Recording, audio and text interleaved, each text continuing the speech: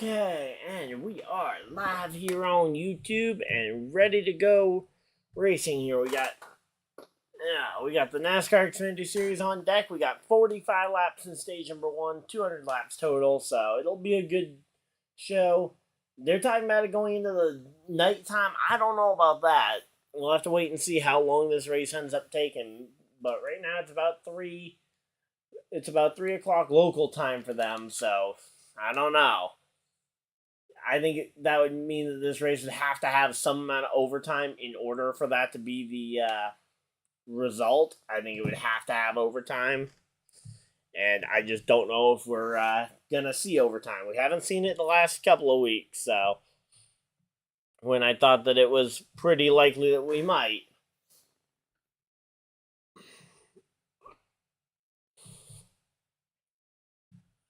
Alright, here we go.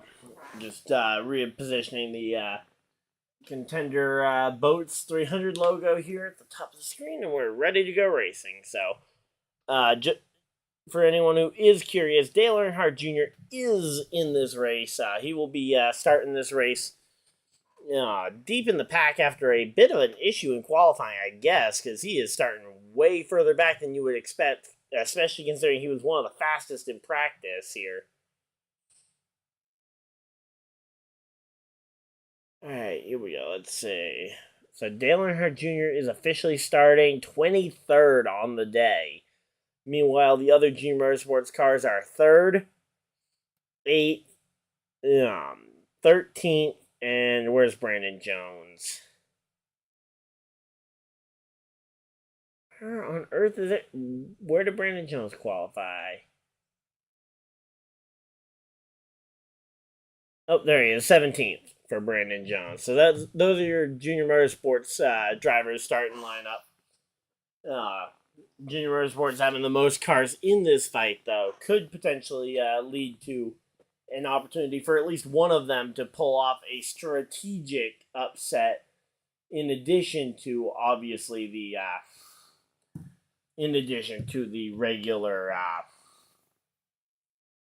Because, even just in the truck race earlier today, I wasn't able to watch it, but I was able to listen, and, strategy came into play there, so if strategy comes into play today, more cars for Junior Motorsports than any other organization, very well could be leading them to victory here.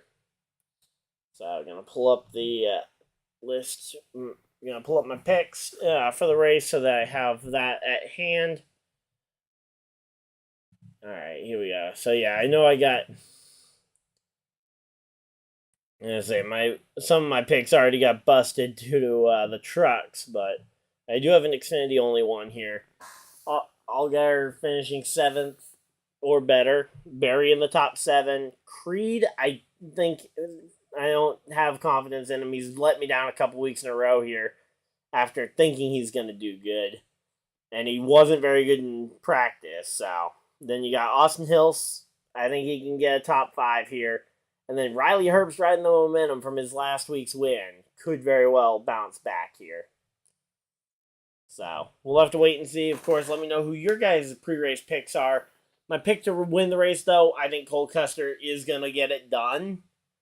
I think Cole Custer, he's been very good at this racetrack a lot of times before, so it's hard to really bet against him here. But, thank you guys, though, for everybody that's tuned in. They are climbing into the cars and getting ready to fire the engines. Alright, so here we go. Settling in, looking through some of the other drivers in the top 10. The highest qualified non-playoff car is Brett Moffitt in 6th place, which is impressive, considering we haven't really seen much speed from that AM Racing car, but this starts to bode well for Haley Deegan, who will be going to that team as a second driver for next year, so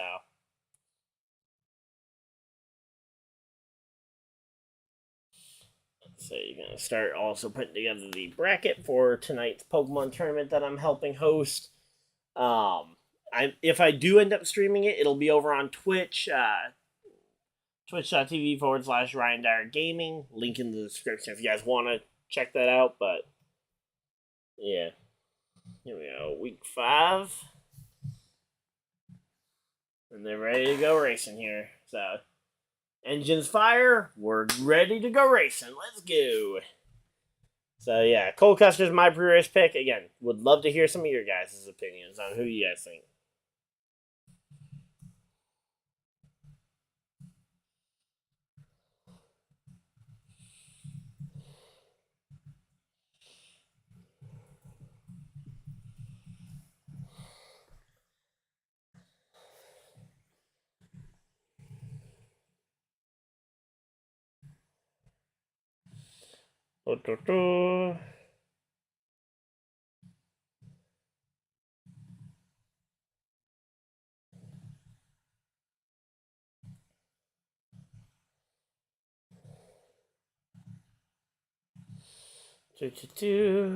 Sorry, just kind of trying to focus on getting this done because I was supposed to do this earlier, but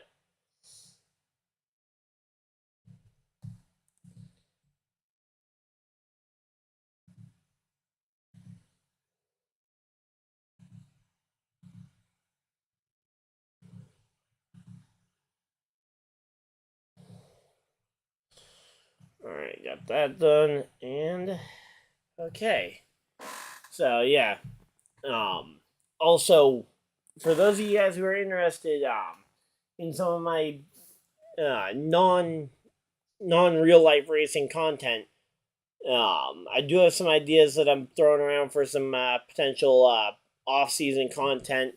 I just want to know. I'm gonna throw out a couple of ideas in the probably on either the in the Facebook page or on Twitter, just to kind of see what kind of series you guys would like to see potentially during the off season to kind of fill some of that time.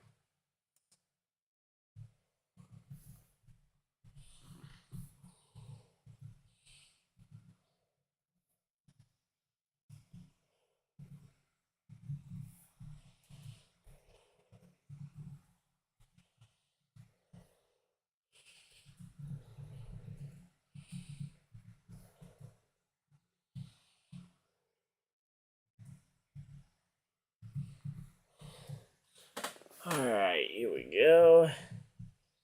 Alright, so we're all set and ready to go. Hopefully you guys are excited. I know I certainly am.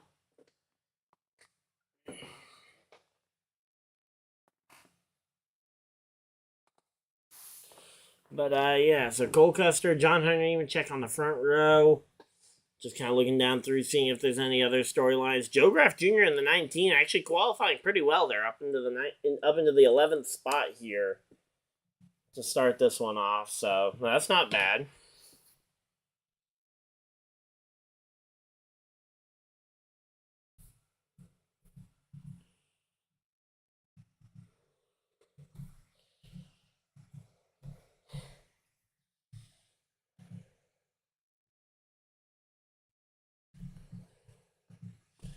So here we go. They're back from commercial break, so we can finally actually see the we can see the track and whatnot. See what all is going to be happening here as they're doing some pre-race content. We're getting ready here.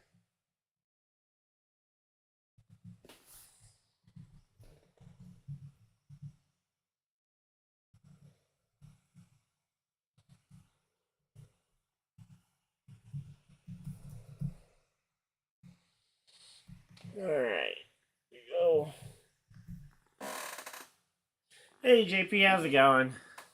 So here we go. Settling in for this one. I'm going to take a quick peek at what college football is going on, even though my team isn't playing this week, so not overly interested. Ohio State versus Penn State, okay. Oklahoma versus UCF is actually going on, and that's actually a really good game right now. Wow. Air Force versus Navy. Okay, a couple of military teams going at it there late in the fourth quarter. Looks like Air Force is going to get the win there. Alabama versus Tennessee will be kicking off in about 15 minutes. The Iowa Hawkeyes against Minnesota. Oregon versus Washington State.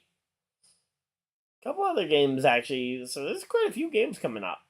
at the 3:30 time slot. I didn't realize just how many there were going to be, but I know LSU plays Army later tonight. But yeah, here we go. My Gators are on a bye, so there's not much for college football that I'm overly interested in. Oh yeah, another thing that I didn't mention yet is that apparently, according to Dale Jr., the car he's running tonight is the exact same car that caught fire at his last race in Bristol. So the same car that caught fire.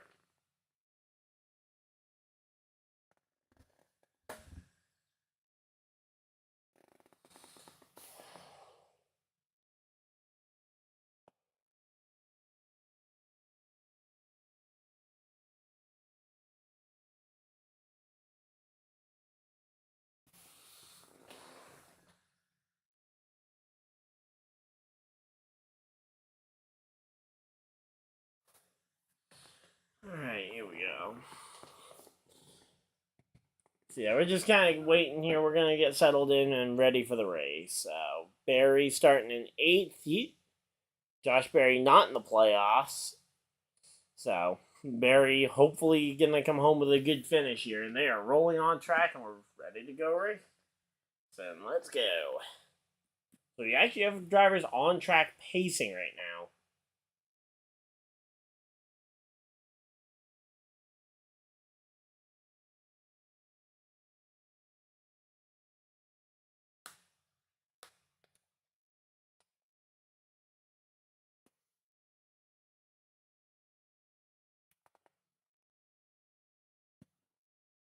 Alright, so here we go. They're talking with Dale Earnhardt Jr. right now as we're watching him taking his spot in row 12 here on the grid. I mean, he is so far back, it is going to be a tough climb for him to make it all the way back up.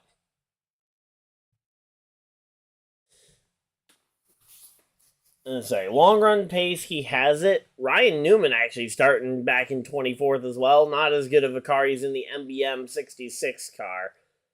Going to be a little bit tougher here, but we'll have to wait and see. We do have two Earnhardts in the race. Jeffrey Earnhardt also in the field, driving the number 44 car. So when we see that car go spinning, we know why. But yeah, so for all you guys who are excited for the start of this race, hit the like button and subscribe if you guys are new. We're going to be getting ready. We'll be back tomorrow, obviously, for the Cup race, although this race is yet to begin. Chandler Smith, it sounds like he is very close to finalizing a deal for next year.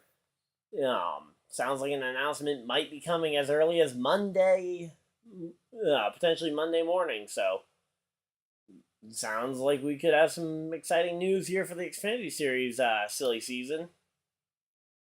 So, Newman, I believe he's in the 51 car this weekend for the Cup Series as well. So, Ryan Newman running double duty this weekend at Homestead Miami. Patrick Emmerling and Ryan Ellis both to the rear of the field. I'm assuming those are backup cars potentially. But we will have to wait and see. But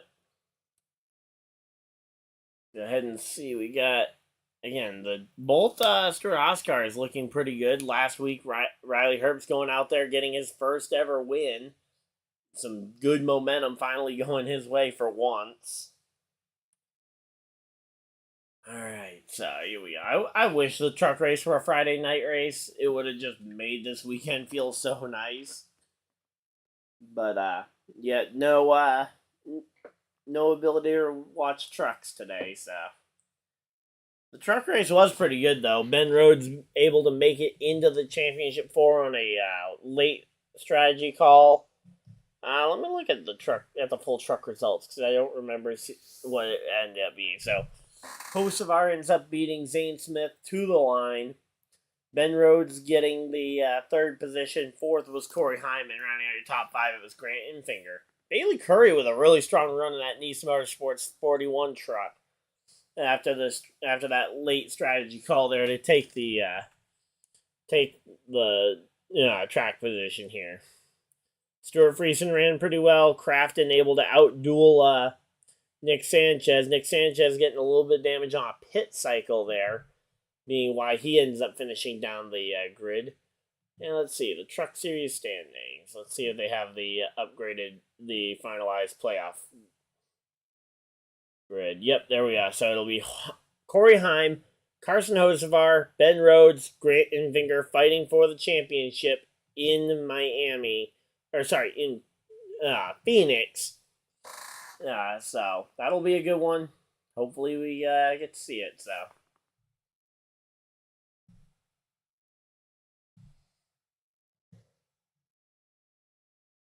Alright, here we go. The lights are off on the pace car. We're ready to go racing here.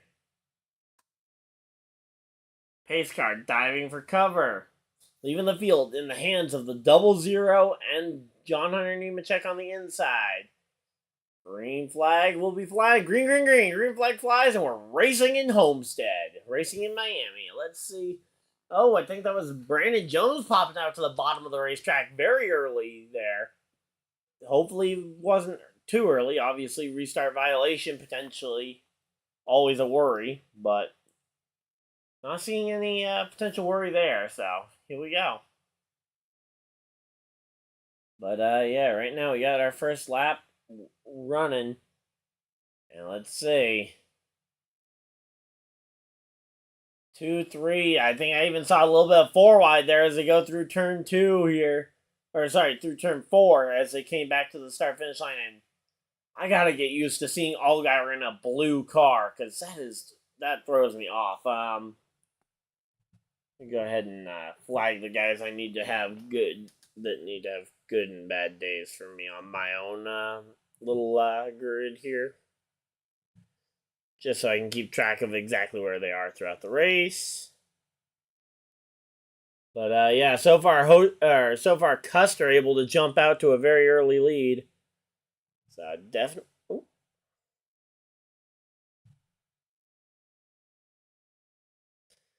right, come on, log in. All right, so you and you. Josh Berry up a number of spots here. He's already up to 4th place. Dale Earnhardt Jr. making a pass here. He's going for 18th place already. So he's making some big jumps already.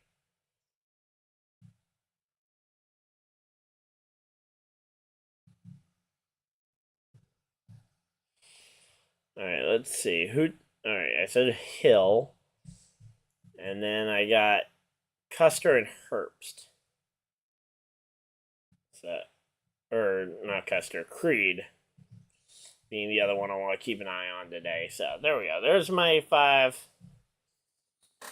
And here we go. Let's see.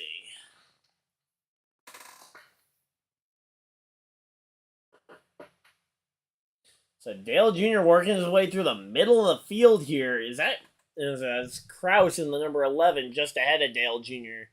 as they are settling into the run. Hey, Scotty, how's it going? But yeah, right now Cole Custer, Justin Allgaier, Connor Mosack up into the top 3. Barry settling in 4th here. Austin Hill to 5th. Oh, Austin Hill passes Barry for 4th here. But yeah, right now Dale Jr. just playing it very cautious here. Doesn't want to run it too aggressive. Got to make sure you have something left when you get through this field. I'm also going to keep an eye on the F1 because I believe Formula 1 has a qualifying race that'll happen during this race. So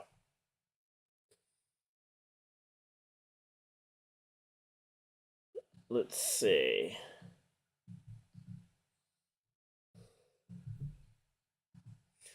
Boom, boom, boom.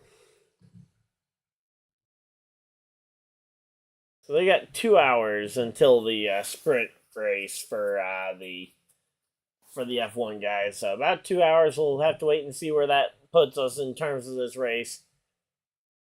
All right, sprint shootout. I wanted to kind of see the results of this as we settle in. We're currently 7 laps in. Again, a lot of people kind of starting to settle into their positions, just trying to hold steady for right now. Not to mention the tire fall off as Allgaier is staying close enough to potentially make a move on Custer, but Cole Custer, one of the best to drive around here, and certainly the only defending winner on this track here. So there we go. Verstappen, Leclerc, Perez. I need him to gain one spot in the main. Russell lost some spots there. Okay, everything's kind of looking about how I thought it would. I just don't remember. Did I say Bottas would be better or worse? Okay, better than 15th or better. Let's see. Hopefully he can do a little bit better than that. But yeah, here we go. So currently 9 laps in though to this NASCAR Xfinity Series race.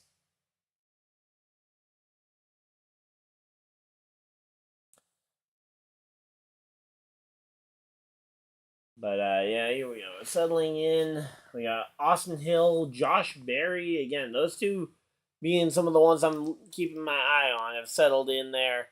Brett Moffitt has ended up settling down in 8th place despite being the highest qualified of the non-locked in, of the non-playoff cars here.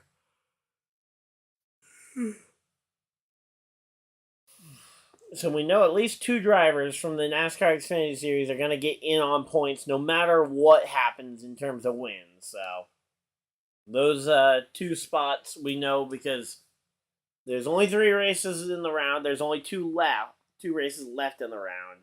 But now, and obviously there's 4 spots. So 2 winners and 2 spots is the worst case scenario in terms of for people.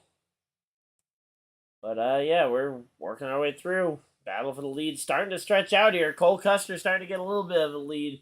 Meanwhile, Dale Earnhardt Jr. is entered the battle for 11th place here between Kligerman, Creed, Chandler Smith in the middle of all that too, and then Dale Earnhardt Jr. making his way up. So there we go. Dale Earnhardt Jr. to the inside of Sheldon Creed. He's going to look low. Not sure if there's going to be much he can do on the bottom of 2 wide there, but he's trying pretty much anything he can. Sheldon Creed to the bottom of the racetrack, so he sees something there with where Dale Jr. is. Either that or he sees Dale Jr. there and just assumes it's a better line. Creed did get by the 48 of Kligerman, though, and then Kligerman going back to the inside, making it 3 wide there for a moment, over with Dale Earnhardt Jr. stuck on the bottom of 3 wide as he gets back up in line with the other cars at the top. So now Dale Earnhardt Jr. kind of just settling in here. And again, going to try and wait and be patient here. But yeah, hopefully... sounds like Creed and some of these others might be just hoping that some of these guys from the back wear out their tires too quickly early. It's going to be a hard one to keep track of here, but...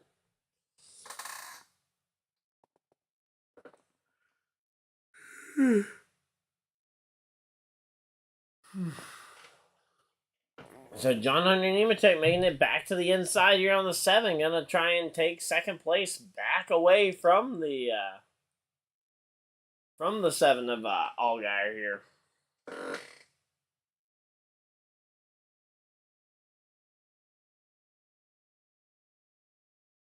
Alright, so they go to their first commercial break of the day as we hit 15 laps in. 30 laps to go. So 30 laps left in this race. That's going to be interesting.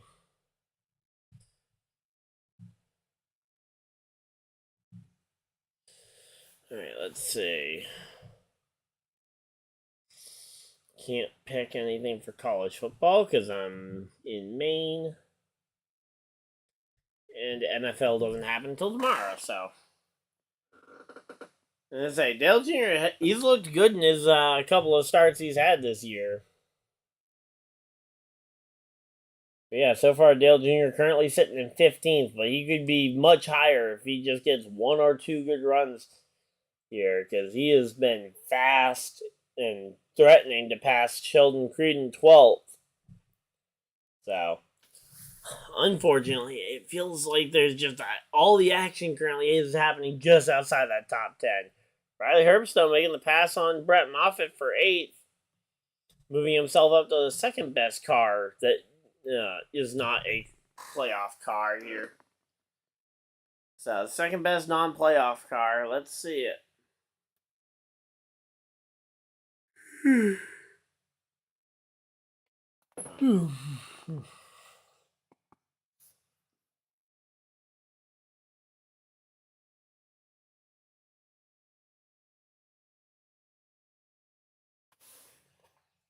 Alright.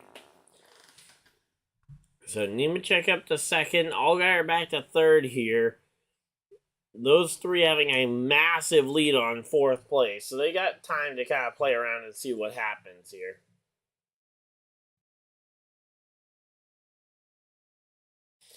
So here we go.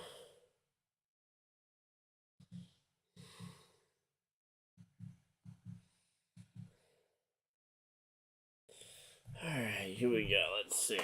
Now we got 20 people hanging out in here. Thank you guys for everybody that's tuned in. Of course, there's a like button and subscribe if you guys are new for more NASCAR content. We've been doing these kinds of live streams all throughout the year, and we will continue doing them as we go into the final 2 weeks of the NASCAR playoffs here. We got this week, we got Martinsville, and then we got Phoenix as they come back from commercial break.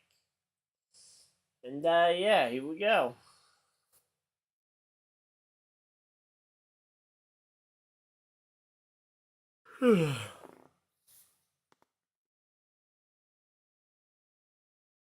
Sheldon Creed with a problem. Uh-oh.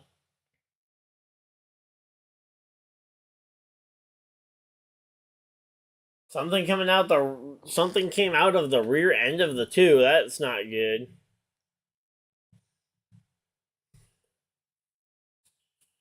Oh yeah.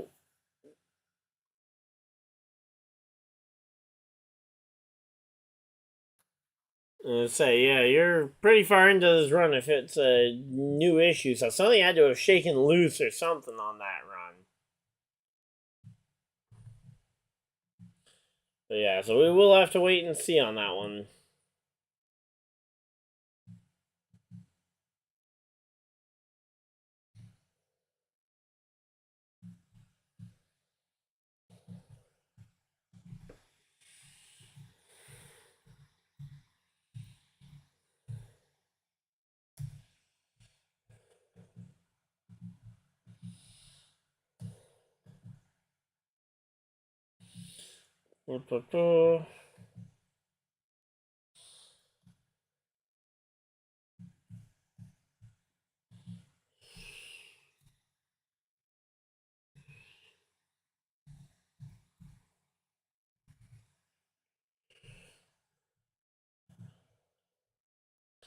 So yeah, right now we're just kind of settling in here. We're getting ready for this one, but not much on track happening at the moment. Everybody's just kind of logging laps, trying to get to the end of this thing. Sheldon Creed up to 10th, though. He's turned it on at the very end here. I thought we were pretty late into the run for anybody to really turn it on here. Then you got Chandler Smith and Daniel Hemrick 13th and 14th right now. I had a Dale Jr. So those two colleague drivers, they're not going to be easy to pass, that's for sure.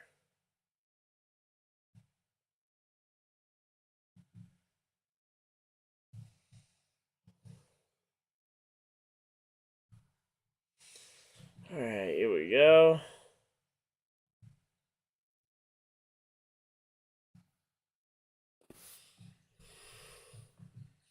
So yeah, so they're talking about Riley Herbst here. He's up to 7th here for Riley.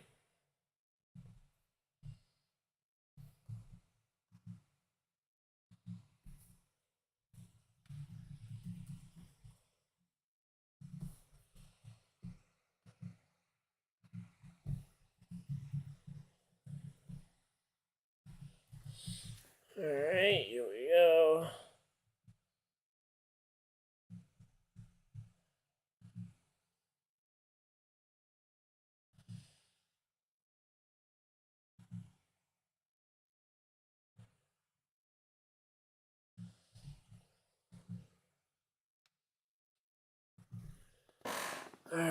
yeah, so they're talking about Josh Berry trying to get that win at home or at Martinsville next week. It's going to be his best shot. Josh Berry dropping a lot of spots. What is wrong with Josh Berry? Drops all the way to 10th here after being up inside the top 5 there for a minute. I don't know what's happened to Berry, but he is not in the same position he was. Cole Custer now having about a 1.5-second lead here on the field. He's just kind of starting to drift away.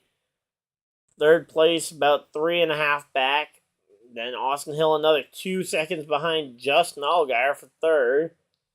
Then another about 2 seconds between Hill and Mayer. Then you got over a second between Mayer and Riley Herbst. Just over a second gap between almost everybody right now in the field, which is just unfortunate because the bigger the set of action here between these cars, the better. But yeah, here we go. Sheldon Creed coming up on some slow traffic here. He's gonna go to the inside on Brett Moffitt. All right, so here we go. Let's see. Down into turn 3 here. Not even sure what they're having us look at, but looks like maybe the 25 maybe running just a little high here as the 2 car goes down the inside. 2 cars to the inside here. All right, so here we go. Let's see. So again, Barry hanging on barely to that top 10 spot, but I thought the Junior Motorsports cars were going to be a lot faster than they have been so far. But again, there's still plenty of time for them to figure something out.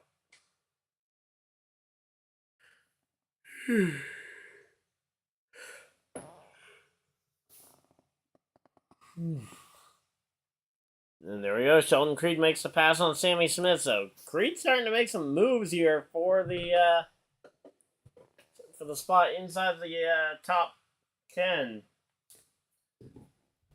All right, so let's see. Moffitt versus Creed here for 7th here. Looks like Creed's got it.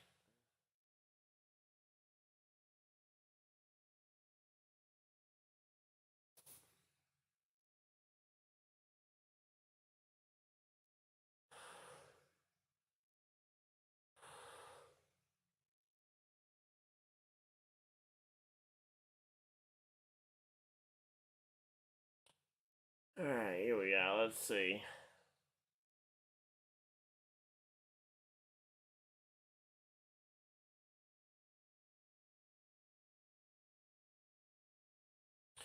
So it seems like the Junior Motorsports cars in general have really bad medium to long run speed here. Meanwhile, some of these other cars, like the Toyota, seeming to have some pretty good long run pace. Although Sam Mayer doing pretty well, honestly.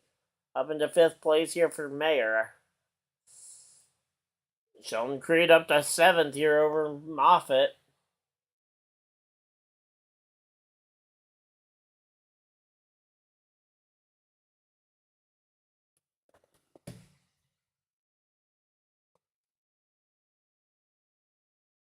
Alright, here we go. Let's see. So Sheldon Creed's next opponent to pass is going to be in about half a lap, or about half a second up the road. He's got Riley Herbst, which is going to be practically right in front of him here. There's not a lot of gap between them. And here we go.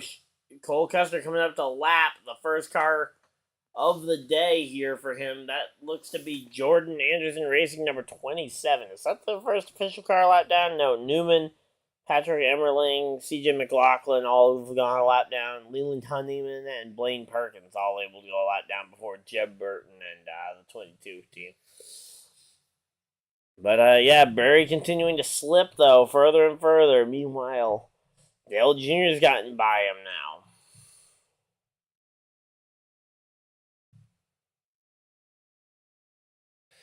Alright, here we go.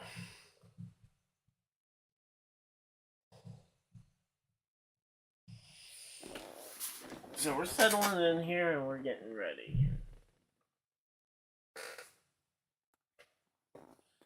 But, yeah, so... Yeah, no idea what is wrong with Barry's car. I hope he can figure it out on the pit stop, but they have lost a ton of spots here.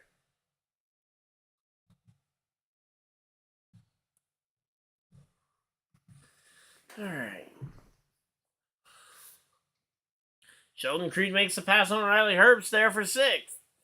So, Sheldon Creed making his way up into that top 5 here. I thought Creed looked like he didn't have the long run speed compared to his short run pace, so... But so far, it looks like his short run pace is actually potentially isn't as much of a strength as the end of this thing. And oh, there we go. Creed passes his teammate Austin Hill for 5th here. I mean, is he just going to come up and pass everybody? I mean...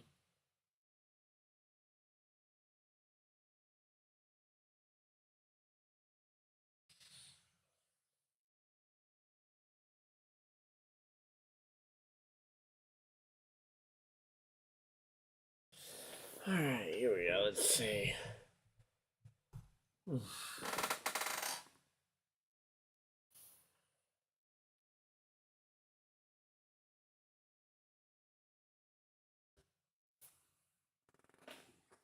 So how high can... So Mayer and Creed have both gotten up there into the top 5 here. I was unsure how well Mayer was going to do here, but so far it looks like he's doing better than Josh Berry is. I still want to know what happened to Josh Berry here. So Michigan versus Michigan State on NBC tonight at 7. That's the Sunday night game.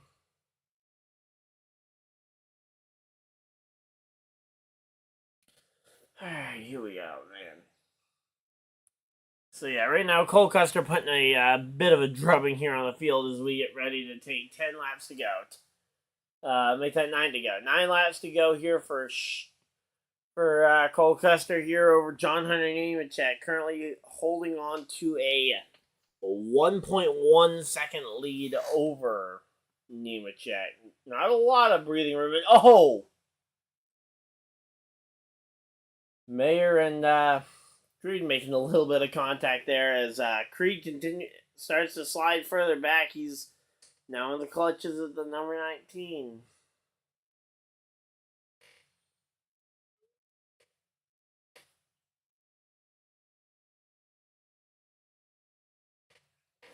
Alright, here we go. Let's see. Not much really going on. I mean, everybody's just kind of settled into their spot. Austin Hill dropping back to 8th right now, which is really strange to see him falling back as far as he is.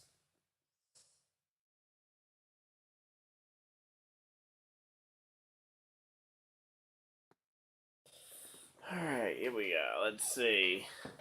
Has Dale Jr. made any progress since passing his teammate for 14th? Nope, he is still in 14th with Josh Berry in tow behind him. So it's taking a long amount of laps here to get back to the contention. Alright, here we go. Let's see.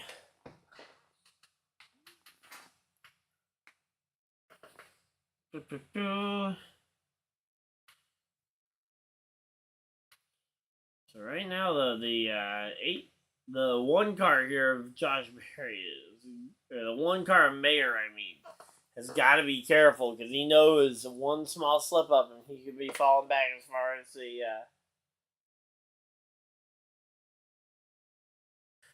Alright, here we go. And now here we go. Creed in the tire tracks of the number 1 car. He's going to be looking for that pass here before the end of the stage.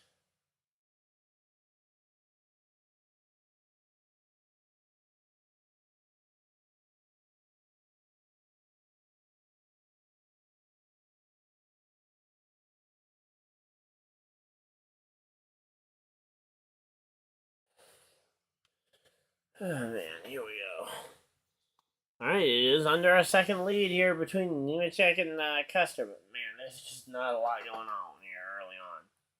We're trying to get to the end of this first stage at least.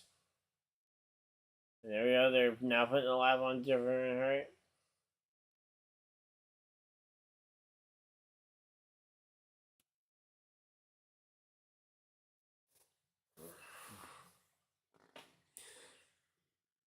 So here we go, let's see. So Sammy Smith holding on to that 10th spot. Kaz Gralla up into 9th. He becomes the second highest Toyota driver.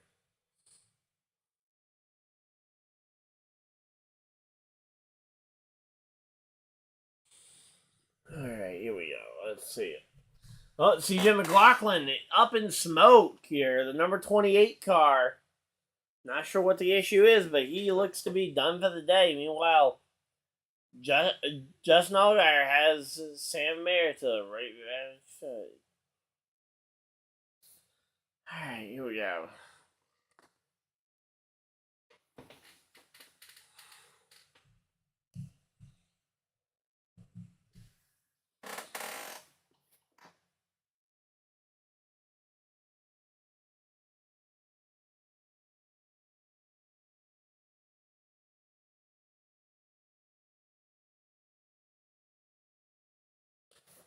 Alright, here we go.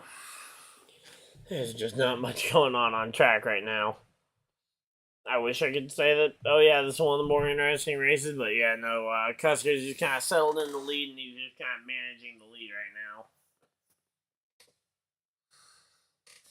Because he does not want to get caught by the cars trailing him, but he doesn't really want to try and run way ahead and catch a bunch of lap traffic.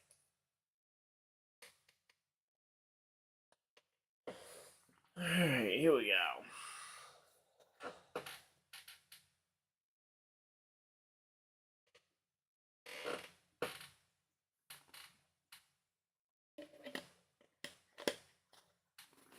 So Mayer up to... Okay, Mayer has gone up to 3rd place here.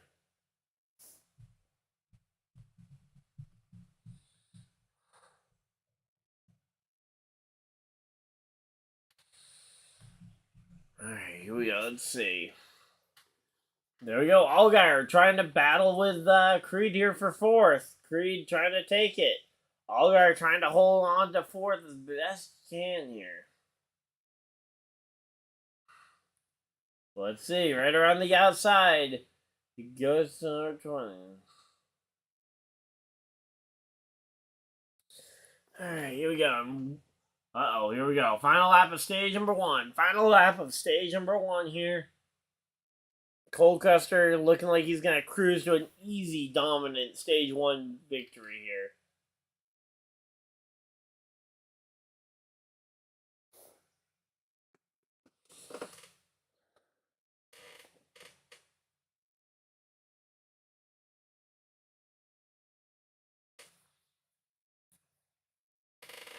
Alright, and here we go. It's going to be Cole Custer winning stage number 1 here in Homestead. Mayer, 2nd. 3rd, it's going to be Nemechek, 4th. Sheldon Creed, 5th. Brett Moffitt.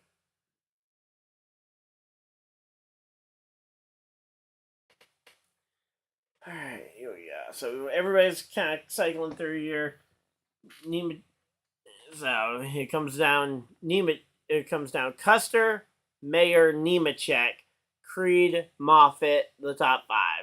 6th place, Allgaier. 7th, Riley Herbst. 8th, Austin Hill. 9th, Kaz Gralla. And 10th is Daniel Hemrick. So that's your top 10 here. Let me just double check, make sure everything is okay. Everything looks to be going good. So we're here. I'm going to go use the bathroom real quick, and we will be back here in a minute. Hopefully you guys don't mind. And yep, here we go.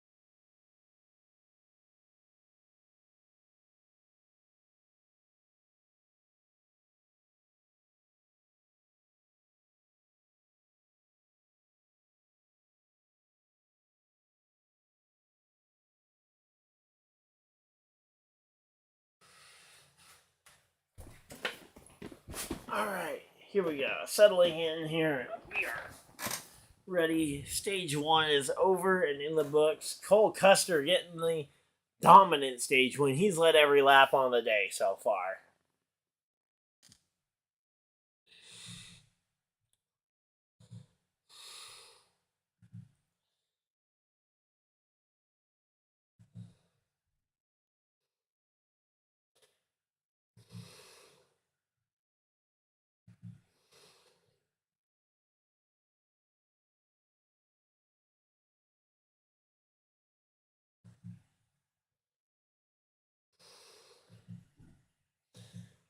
Alright, there we go. Got a few other data points pulled up here. So laps led, all 49 led for Custer as they come down pit road. We got Creed in his pit stall, Mayer's in his, Nemechek just now hitting his pit stall, and Cole Custer right near the end of pit road. He's the last one of our 4 that we're watching to stop. Creed at 13.8. Sam Mayer actually a little bit of a slower stop, but actually getting out ahead of Creed here with a 14.6 for Mayer. And here we go. Cole Custer is able to hold serve on pit road. Mayer coming out second. Creed up to third, though. Nemechek losing a spot. Then you've got Allgaier, Herbst both gaining a spot. Austin Hill gaining a spot here. Kaz Gralla gains 1. Daniel Hemrick gaining 1. Brett Moffitt losing 5 spots on pit road. That AM Racing pit crew. I love the team, but man, that is catastrophic. You can't be doing that. Come on. Here we go. So, we'll have to wait and see. I got the last lap speed, so I can see exactly how much of an MPH fall off the field is taken. But as of right now, we are ready to go here.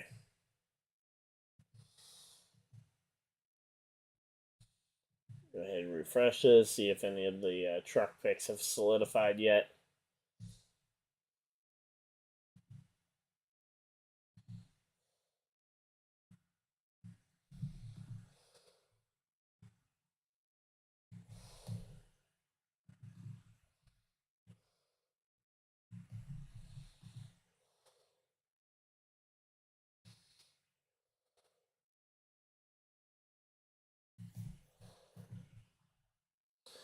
Alright, here we go. Let's see.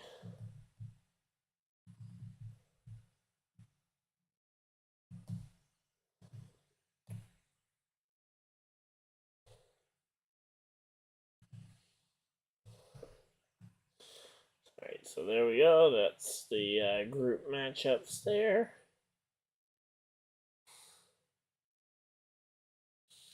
Alright, so I'm all set for the tournament tonight, which means I get to sit down and get ready. Hey, Linda, how's it going? So, here we go. We get to focus here. So, only one lead. No lead changes have happened. Custer's led every lap, and the only caution so far is for the end of stage 1 as we get ready for the second stage here. Alright, here we go. So, Kaz Gralla is going to be restarting up in the 8th position. Where's Dale Jr. at? Let's see. Let's get a quick Dale Jr. update since I think everybody wants one. Dale Jr. comes out 14th and unable to gain any spots on pit road. Yikes. So him and Barry, they're 14th and 15th right now. They're going to have to try and find something they can do to gain some spots because they were nowhere to be found in race number 1 here as we get ready, or in stage number 1 here as we get ready to go. So Rick Allen, Steve Letarte up in the booth. We're getting ready, but let's go.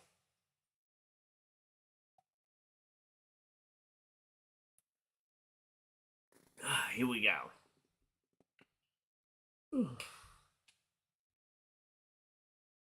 So we're all settling in here for the for this one. I'm hopefully starting to actually get up here.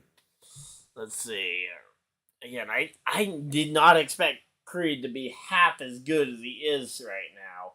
we'll have to wait and see how he fares on this restart. But Sheldon Creed up to, he's currently running 3rd place after finishing 4th in stage number 1. So let's see.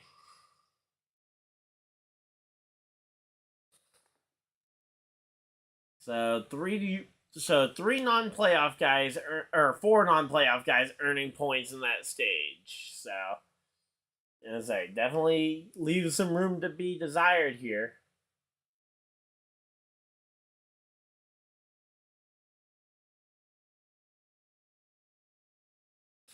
All right, here we go. Let's see. So stage 1. So yeah, so your non-playoff guys earning points in that stage. You had Brett Moffitt, Riley Herbst, Kaz Gralla, Daniel Hemrick. All of those guys no longer in the Drivers' Championship, but they all earned points here. And in particular, they took points from guys like Chandler Smith and Sammy Smith, who were both in the playoffs still, but finished way further down the grid. And they're getting ready. They're doing the choose cone right now as we get ready to go back to the restart this next time by. Next time by, it'll be green flag racing.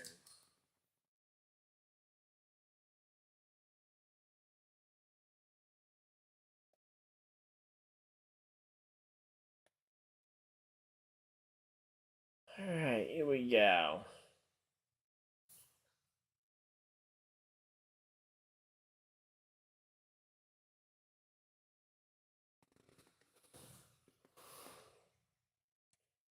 So here we go. They're talking about the driver of the 08 right now, Mason Maggio. I guess we'll see if we get a chance to mention his name at all the rest of the day, or if the next time we'll talk about him is when he's finishing way down the order here.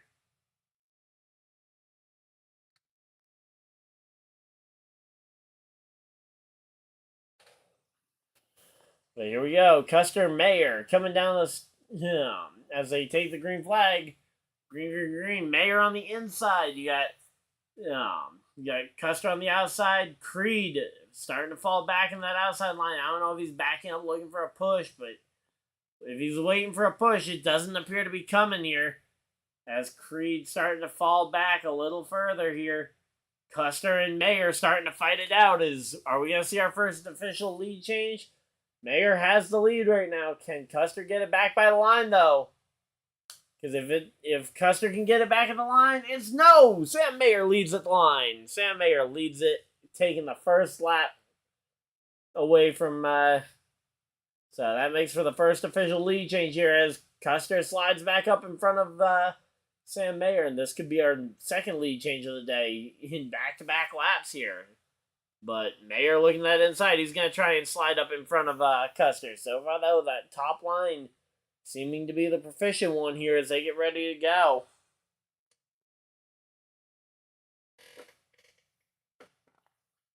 So there we go. Custer able to get back to the lead here, so...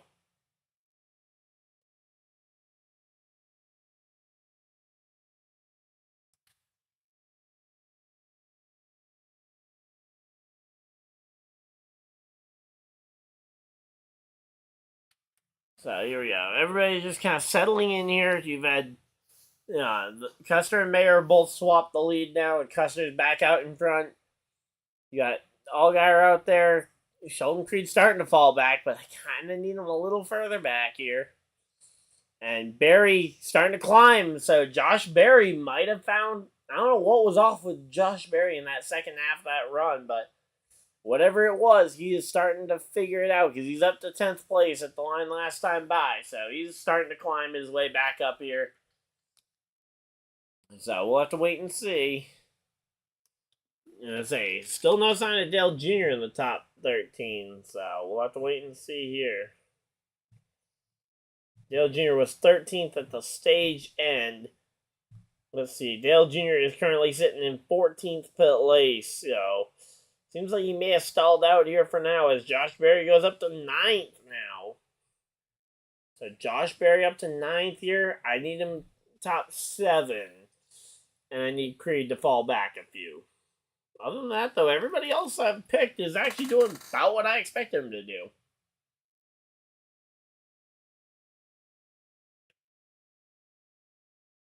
All right, here we go.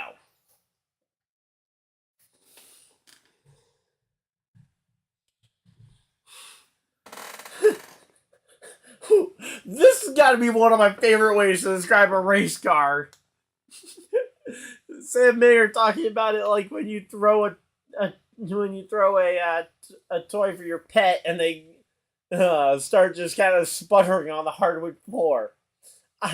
I know exactly what that looks like because I know my cat.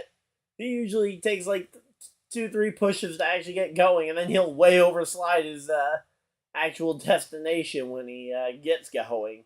And that has got to be one of my favorite ways I've heard a race car described. Yeah, Sam Mayer there attempting to describe how the car felt on the restart. But yeah, definitely it's at least top 5 for ways to describe a race car that I've ever heard. But yeah, here we go. So we got Marty Lindley is the crew chief there on the number 1 car they're showing. The crew chief here is, crew chief gonna be important as we get later into this race. Got another 45 laps in here. It'll be a 110 lap final stage. So we're working our way through here.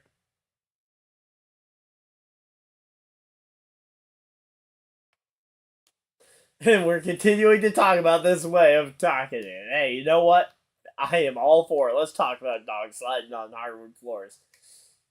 If I'd known this was gonna happen, I would have had a pre-made clip of dogs sliding on hardwood floors to put up here because I just think pets failing to move around correctly is hilarious. But I didn't have a clue that they were gonna reference that kind of thing. So.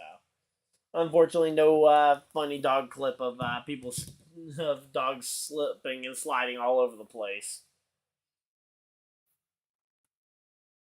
But yeah, right now though, everybody kind of settling in here. Barry up to 8th place here. Creed starting to slip. Creed has slipped far enough. That's as far as I need him. He's in 10th place now. So now it's all about, can Josh Berry gain that one more spot?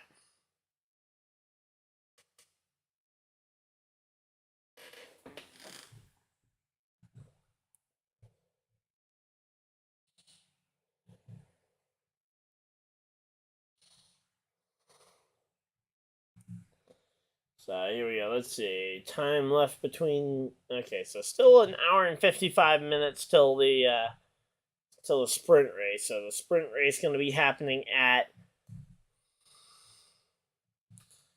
I don't know what time that is because that is a 24-hour clock. So it looks like it'll be happening around 5.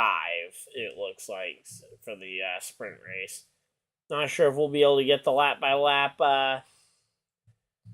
Play-by-play late as we get towards the end of the race and possibly even in post-race. I'll put up a poll if you guys want me to stay on, just kind of hang out, talk with you guys as we get ready for Formula 1. If you guys don't want to, I understand and I won't do it, but I'll be watching anyway, or I'll be trying to watch or follow it.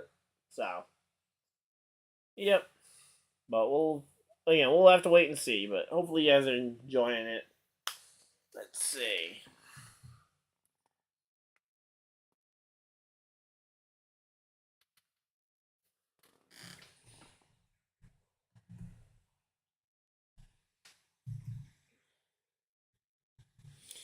Alright, so I'm going to pull up my Discord here real quick. Alright, got the thing muted here. Good.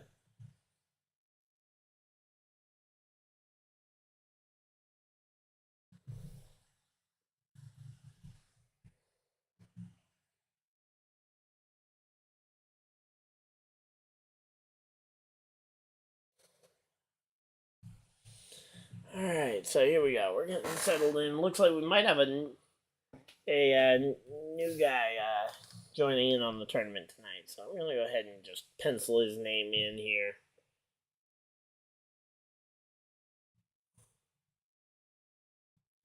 If I have to remove him later, I can, but I'm going to go ahead and at least write him in here. I'd much rather start with a big list and cut it down than start off with a small list of people. and have to start cutting it down here, or have to build it up. So yeah, here we go. Let's see. I'm curious to see how many people we're gonna have tonight, because we haven't had the biggest turnouts the last couple of weeks for the Pokemon tournament. But yeah, if we could get 10 people, that'd be amazing. Alright, so here we go. They're back from commercial break. We are currently 21 laps into the 45 laps. So we're about reaching the halfway point in stage number 2 here. So here we go. Let's see.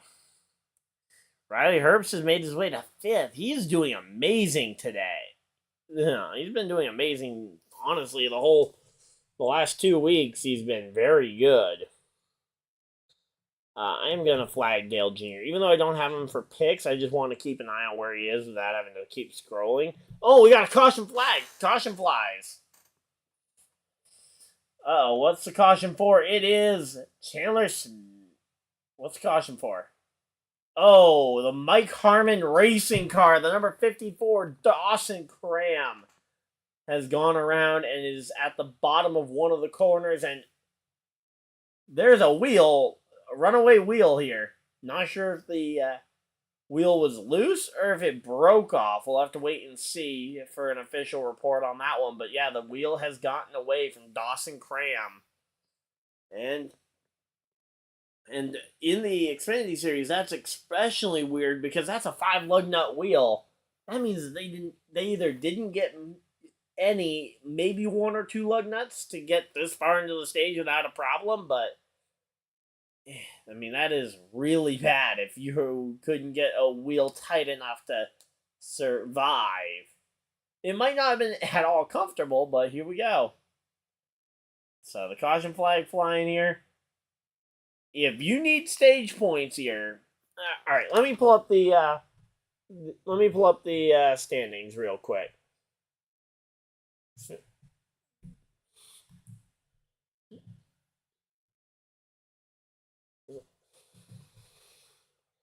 All right, let's see. So Chandler Smith, he was 15 points out entering this race and missed out on points in stage 1. If I'm him, I'd pit here and win the stage.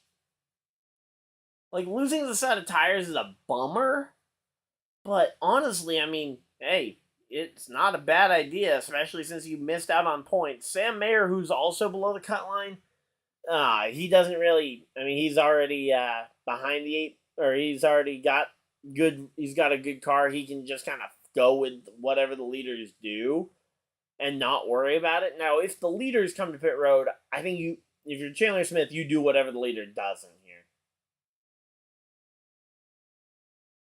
Oh, and here we go. It is the 11 leading them down to pit road. So the 11 of Derek Kraus, I believe that it is coming down pit road, leading the charge. I don't think Chandler Smith came, so we got. So there we go. Let's see. Yeah, Derek Kraus in the 11 ending up being the first driver to come down pit road here for the second time. So we'll have to wait and see how that turns out. But all these drivers having the option is to try something to gain some track position, but right now it's a tough one to really call exactly what's going to happen here.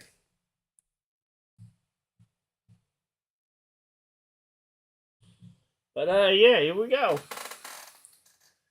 So we actually have a pretty decent, we have a pretty decent turnout here. All right, let's see.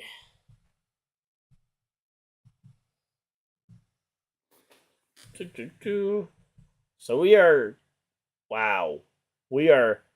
12 subscribers away from 2,400. Only 12 subscribers away. That is impressive.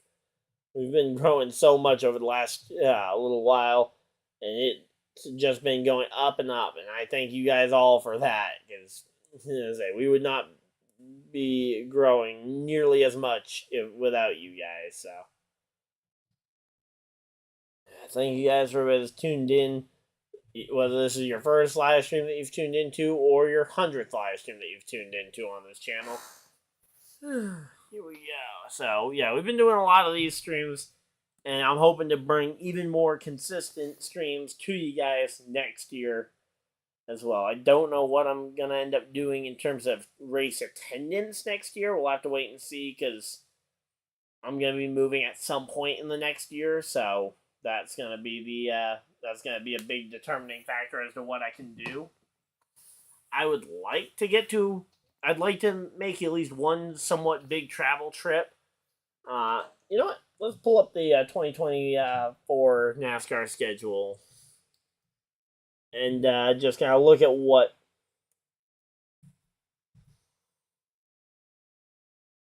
2024 NASCAR schedule. Pull up the image here. So Daytona 500, not this year. Hopefully I'll be there for the 2025 Daytona 500. Clash of the Coliseum, no. That'd be fun, but no. It would probably have to be the summer, so it would have to be after the Charlotte week. So, I mean, Iowa, maybe. That'd be a cool one to cover. Nashville, I've heard, is amazing. The town itself was great. Chicago Street Course could be fun, but I prefer road course races on TV, I think. Although the Charlotte Road Course was pretty good in person this year. I've been to Pocono, probably won't make that a stop. The return of the Brickyard could be on my list. We'll have to wait and see. Then we got the Olympic break. Could make the trip to Richmond for that night race. Definitely want to support them, considering the fact that they actually went and put a night race on the schedule for 2 night races on the schedule for Richmond. 2 Sunday night races? Are you kidding me? Then you got Michigan, Daytona for the late summer. Yeah, I don't know what it would be. Maybe Bristol in September might be my big travel trip. Kind of just looking at the schedule. But, yeah, there's a few interesting dates on the schedule. It just kind of comes down to what ends up happening in terms of the move.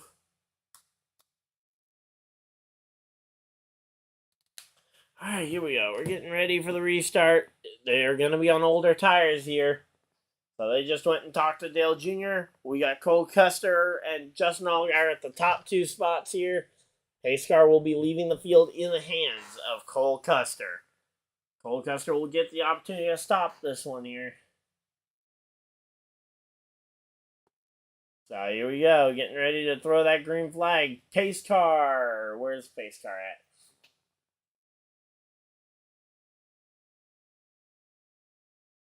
Alright, here we go. Pace car dives for cover, leaving the field in the hands. And Cole Custer takes the restart, and they are racing here. Justin Allgaier, though, already kind of trying to look inside and outside there, allowing John Hunter Nemechek on that inside line to potentially get the edge here. Nemechek out in front. And they are 3 and 4 wide behind. So Nemechek got the opportunity to start on the front row due to Allgaier choosing to start second car outside line. And now Allgaier and Custer are both getting kind of swallowed up into the pack.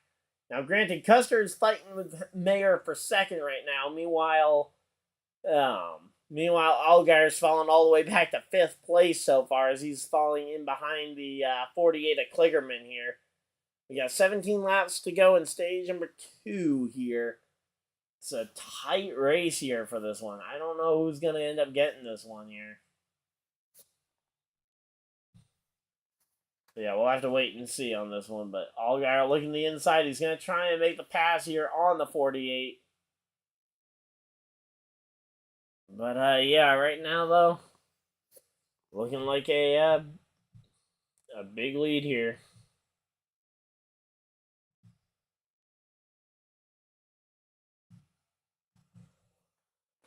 Allgaier all the way to the bottom. He clears Kligerman as he goes off of turn number 2 here, down the back straightaway.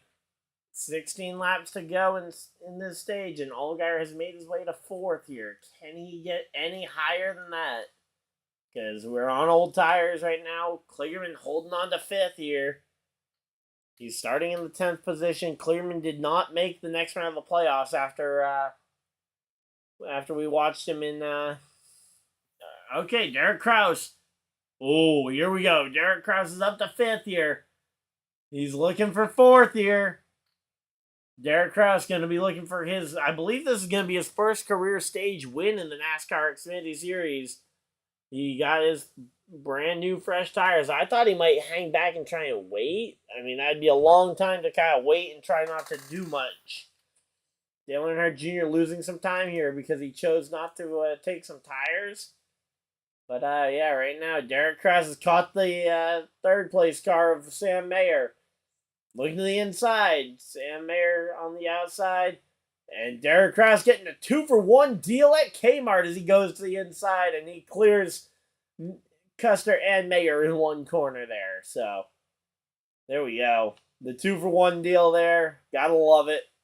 And now back to the bottom goes Derek Kraus. He's gonna be looking for the pass on Nemechek. What is Nemechek willing to do to try and hold on to this spot here? Let's see. Josh Berry falling further back. What is wrong with Josh Berry? Every other restart, it's like he's falling back. I'm moving forward. I'm falling back. Like, come on. But yeah, we do have a few cars up there that are on fresh tires, so they will eventually fall back. But, I mean, yeah. We'll have to wait and see here, but, man, 13 laps to go, and Josh Berry's falling all the way to 13th here. Yeah, so Derek Kraus has now got the lead, and he is going to start setting sail here for the end. Kyle Sieg up to 8th place. So, Kyle Sieg he's got some fresh tires as well. So, Kyle Sieg going to be trying to get here. He's going to try and climb his way up into the potential 2nd place in the stage. We'll have to wait and see if he can get all the way up there. He's got to pass Kligerman, Hill, Allgaier, Mayer. I mean, it's a long list of guys he's got to pass, but he's got the possibility to do it here. So let's see, 11 laps to go. He could even potentially put up a fight with Kraus. We'll just have to wait and see if Kraus gets too far ahead while Kyle Sieg works his way through traffic, as Kyle Sieg makes his way to 7th here. So, Sieg getting to 7th. I don't know. If he passes 1 car per lap, he's only going to be just about getting to 2nd with like 4 laps to go in the race, or in the stage here. But Cole Custer right now holding on to that 3rd place here as he continues to try and run down John Hunter Nemechek for the provisional lead, as we know that those are the lead of the guys who have old tires here.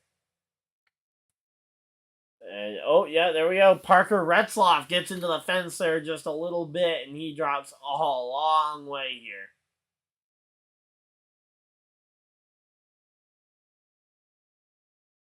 So there we go.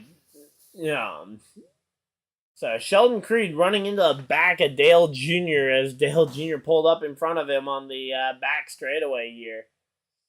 I mean, here we go. Let's see. So Dale Jr. 14th here. I mean, it just seems like Dale Jr. is stuck in 14th. But again, we haven't seen a long run here, and we aren't going to see one in this stage as we got 9 laps to go.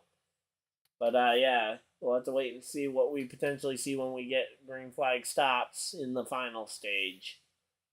It would only be 1 green flag stop if we do see one. But Barry losing 2 spots there to Dale Jr. and Creed. And man, what is wrong with Josh Berry? Again, every other restart so far today, it's been, I'm fast, I'm slow, I'm fast, I'm going backwards. Like, come on. I mean, this is frustrating to watch Barry going back and forth, back and forth. But yeah, right now, Creed and Sammy Smith, they're so far back, they are in must-win territory here. Chandler Smith, I would probably say, is in must-win territory as well. Even though it's not officially must-win territory, it's going to be very tough for anybody to try and point their way back from 30 points out, especially while he's inside the top 11. He's currently sitting in 11th place here.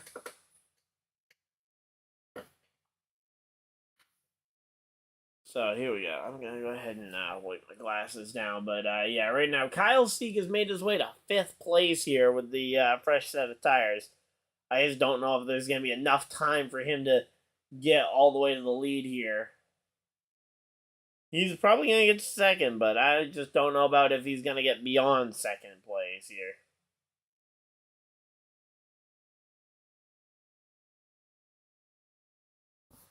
Alright, here we go. So Kyle Sieg has made his way up into 5th place. He passed Allgaier to do it.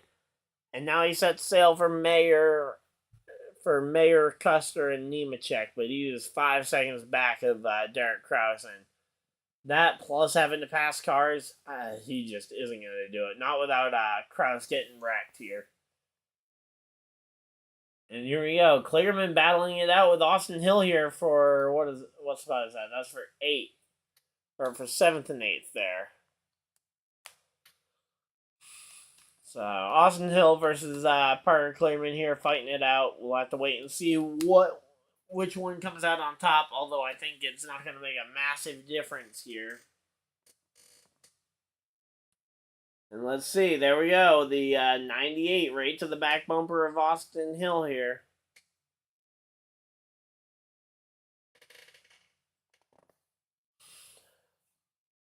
Alright, here we go. Let's see. So, Derek Kraus, he's going to win this stage by like 2-3 seconds here. But yeah, right now, Hill versus...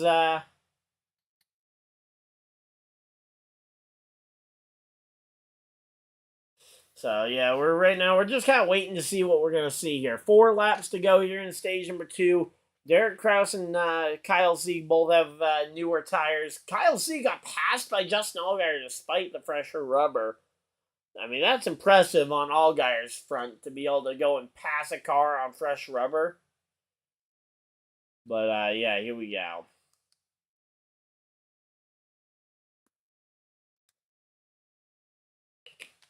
John Hunter Nemechek around the outside of Custer here. He takes the lead of the cars who are on old tires here. Kraus obviously up way ahead of that pack. So here we go, and Kyle Sieg starting to drift back as Kligerman has now gotten by him too. So it seems like those new tires are starting to lose their newness, and the drivers in better equipment starting to take over here.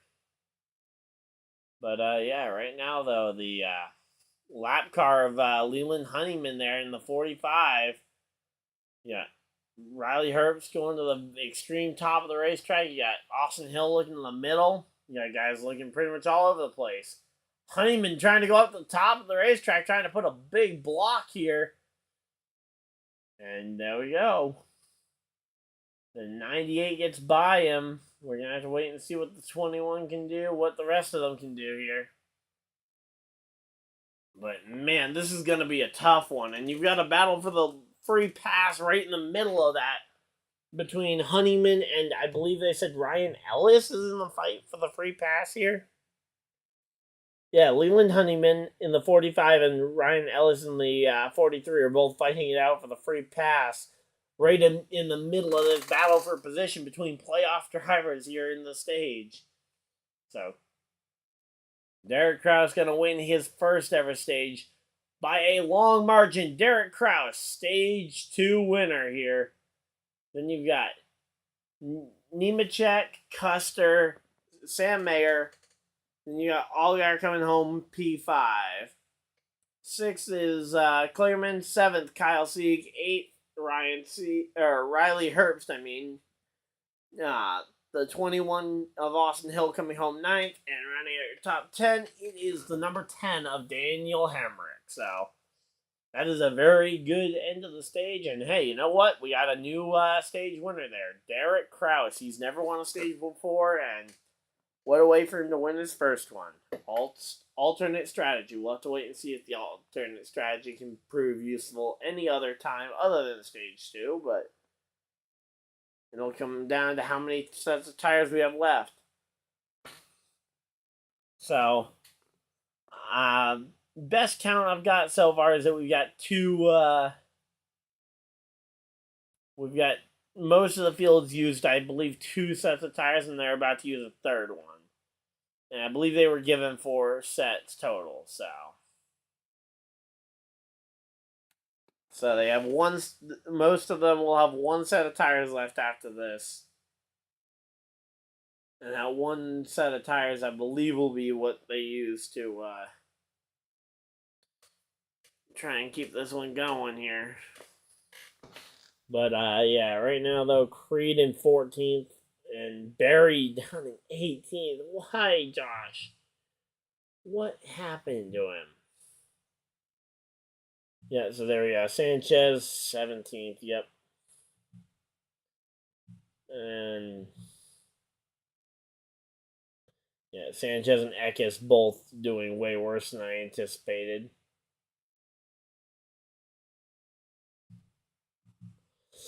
Yeah, so none of my picks for the truck race ended up working out particularly well here, so. Oh well. Again, we'll still waiting to see how my F1 picks and my NASCAR Xfinity Series picks work out here. Right now, Herbst and Hill are both running right around where I would anticipate them. Barry needs to figure out if he wants to be good or bad for the end of the race, and then Sheldon Creed, I just need him 10th. Which, so far, I have not seen the ability for Creed to safely stabilize himself inside that top 10. And then Allgaier, not to forget who Allgaier is. I will say, I'm surprised we haven't seen Dale Jr. kind of commanding the lead like he did at Bristol a couple weeks back. Because, Dale Jr. was really in control of that Bristol race. I'd be shocked if he doesn't come back for the Bristol weekend again.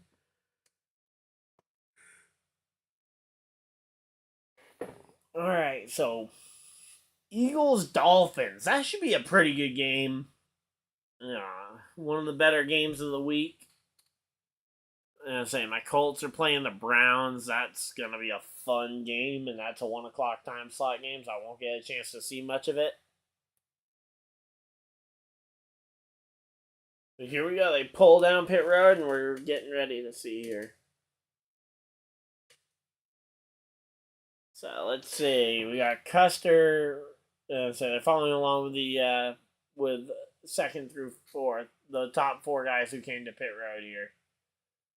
So Mayer hits his pit stall first, then second one to hit his pit stall is Nemechek, and then 4th and 5th, or 3rd and 4th there is Allgaier Custer. A 15-2 for Sam Mayer. Yikes, that is slow. I mean, that is going to hurt him in terms of track position. I can't imagine. 14-2 for Nemechek as the rest of the field coming out of their pit stall. Custer to the lead. Allgaier to 2nd. 3rd, Nemechek. He loses 1 spot there. Mayer comes home 4th. Then you got Austin Hill gaining 4 spots. Herbst gaining 3. A lot of spots being gained there by a lot of different drivers. And we'll have to wait and see where they exactly line up. But it looks like it's going to be a much more fun restart than we've had. Might even finally see some Dale Jr. appearances here. Up inside the top 10. Right now it's showing him in the 7th position, but I don't really know for sure. But yeah, here we go.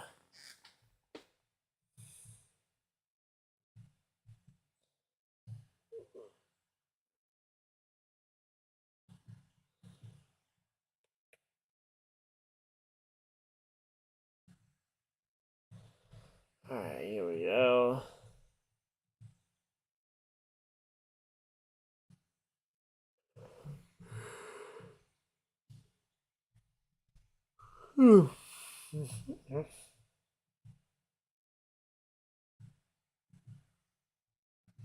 Alright, so here we go.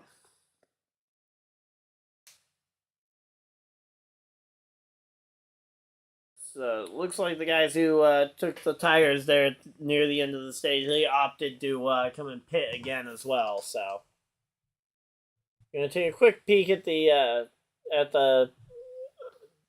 early slate of games. So Ohio State puts away Penn State. Not a major surprise there, although that was probably one of the better games. Should have been one of the better games of the day. UCF, University of Central Florida, keeps it very close against number 6 Oklahoma there. 31-29 the final score there.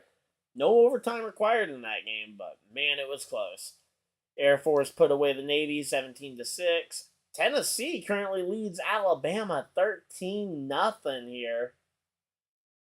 Then you've got Oregon versus Washington State here, deadlocked at 3 apiece there. Minnesota and Iowa deadlocked at 3 apiece. Both of those games currently about 12, 13 minutes left and change in the second quarter. Then you got Tulane taking it to North Texas here. 19-0 right now. Then you got the Missouri versus South Carolina battle. That's currently a 14-0 battle. Missouri leading with about 10 minutes, 15 seconds left in the second quarter. And then the Texas Longhorns are taking it to the University of Houston right now. Still in the first quarter, 6 minutes, 13 seconds remain in the first quarter there as the Texas Longhorns lead the Houston Cougars 14-0 there. So it's definitely some fun matchups there in the world of college football. But they're coming back from commercial break, and we're ready for the final 110 laps of this race. So we're in the final stage. Let me know who you guys think's going to win this race. I still think it's going to easily. I think Cole Custer should be the easy favorite here, but we'll have to wait and see.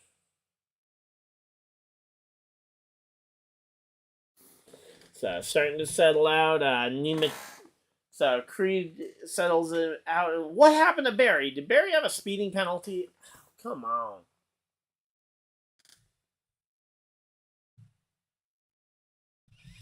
All right, let's see. Yeah, Josh Berry penalized for speeding on entrance to pit road. He is now 27th on the racetrack, and that is going to be a death knell for him. Come on. That's awful here. Pace car dives for cover here, leaving the field in the hands of Cole Custer once again here.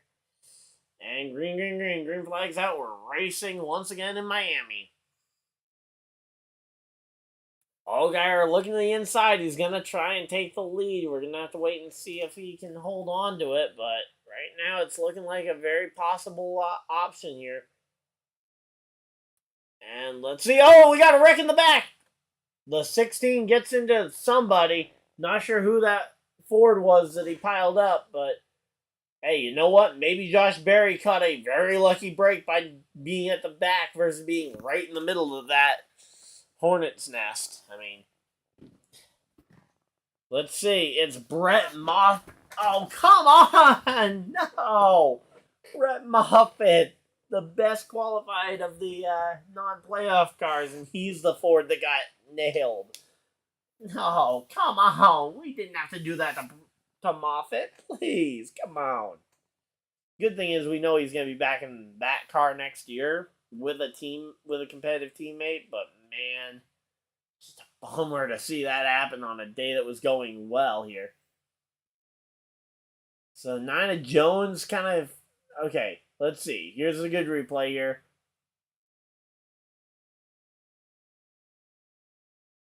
Oh, yeah, that is hard to tell, but they were 4 wide there with the... I just don't know who didn't know that they were 4 wide there, but somebody didn't know. But it was Creed on the bottom. You had the 16, you had the 11 of Derek Kraus, and then you had the 9 of Jones. It's hard to tell whether or not the...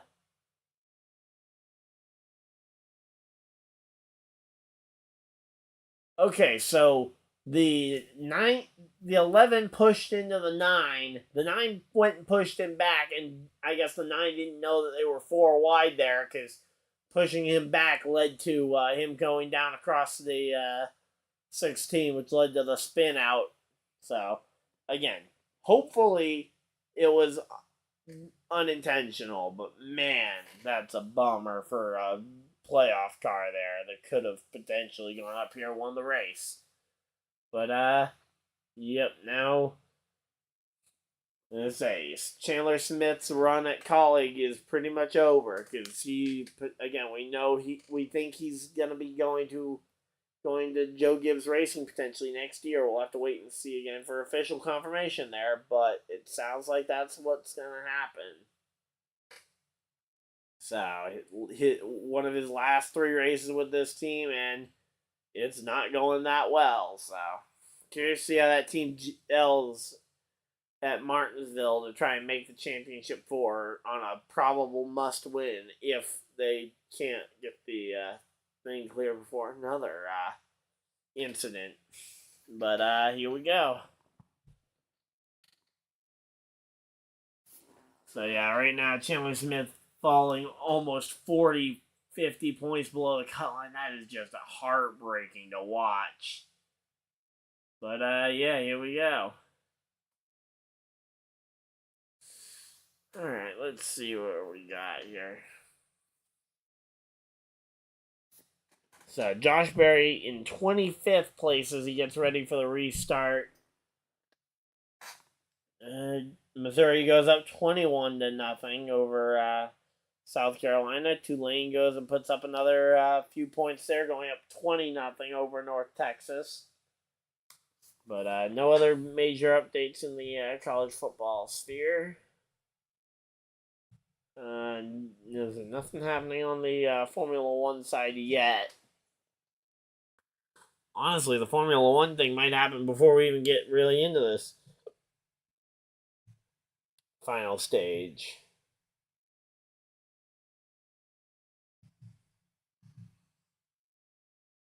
So here we go. Let's see.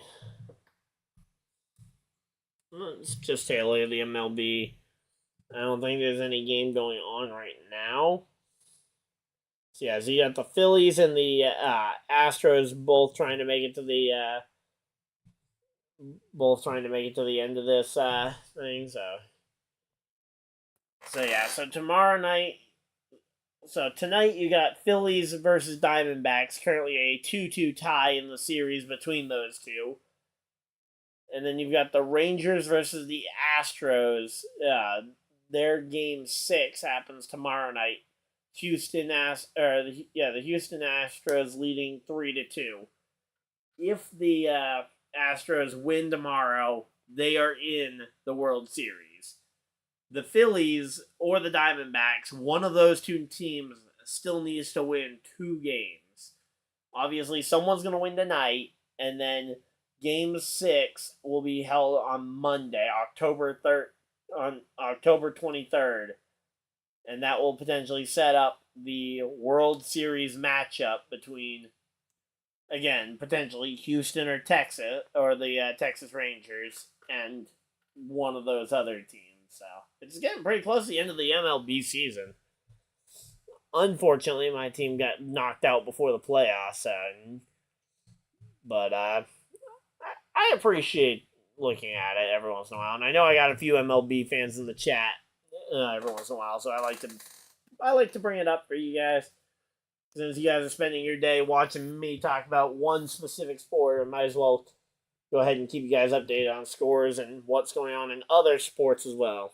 And then, quick preview of some NFL games coming up this weekend. You got the Jaguars, who barely outlived the Saints. This past Thursday night in New Orleans.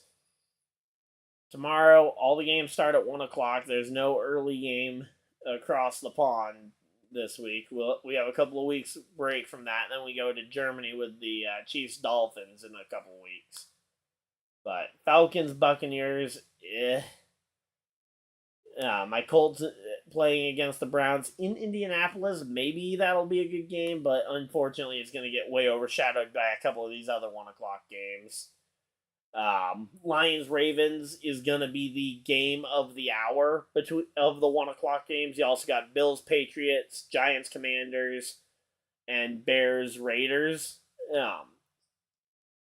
So those are your other 1 o'clock games being played tomorrow. Then around 4 o'clock, we'll be obviously streaming the Cup race while these games are going on. But you got Seahawks-Cardinals. You got Cardinals at the Seahawks. The Steelers going into LA to play the Rams. The Chargers will be traveling to go play the Kansas City Chiefs in Kansas City. And you've got the Green Bay Packers traveling to Denver to take on the Denver Broncos. And that game is going to be a fun game for pretty much only people who like watching NFL content on YouTube, because 2 of the biggest NFL creators on the platform are co-streaming that game together, and that's going to be a fun one. I'm bummed I'm going to miss it, but yeah, that's going to be fun to watch back later. But yeah, still under commercial break here. We're still under the caution flag for the wreck with Chandler Smith. I think some fluid got laid down from the Brent Moffitt machine, so it'll be we're going to be under yellow here for a little while. But yeah, Barry come on, Barry. You got to be able to make it from 24th. Are you kidding me? That's a long way to climb back here. And let me see what I got for picks. The only thing going on for sports right now is the college football, which I can't even put in picks for, even though I feel like I picked pretty well here. So, well, hey, you know what? We got some picks here. Hopefully we can go ahead and get some good wins, but, yep.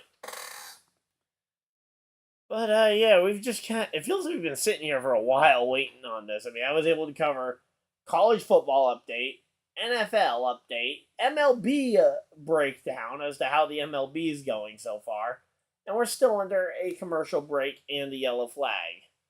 Hopefully, when we come back from commercial break, they'll be dropping the green flag as they get back. I don't know for sure what's going to be happening because I can't see what's happening behind the commercial break, but 2:30 tomorrow, Homestead Miami Cup race. Let's go. And here we go. They're cutting back from commercial break. Let's see. We see the town of Miami. That's pretty good. Let's see what's going on here.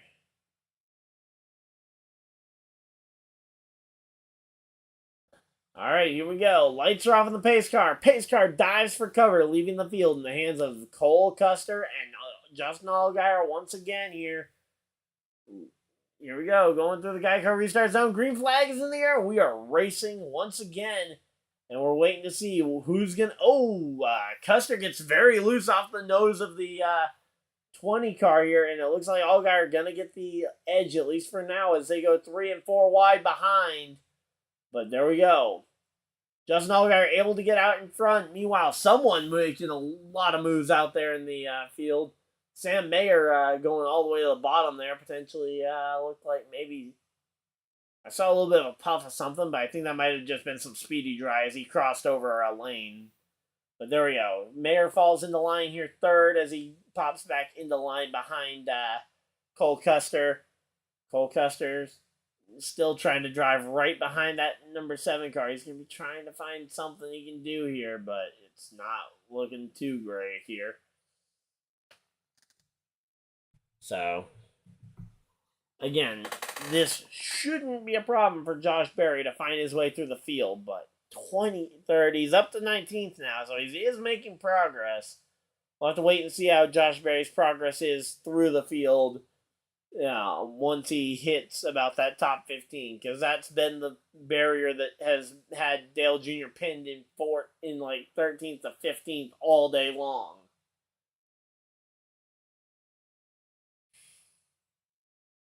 But, yeah, here we go.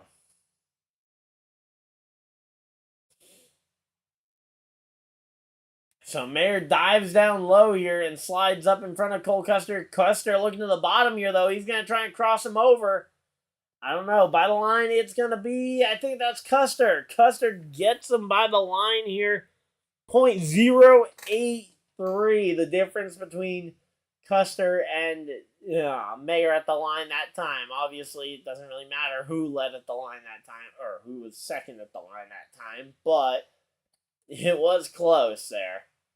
But here we go. Mayer to the bottom of the racetrack. He's going to try and see if he can slide up in front. Custer, though, on that outside. He's got a lot of power, especially off the corner. Josh Berry up to 16th here. Dale Earnhardt Jr. up to 12th place already. He's starting to make that march towards the front. And here we go. Even though they've been battling here for second, Custer and Mayer are starting to reel in that number 7 car and potentially can make a pass on him.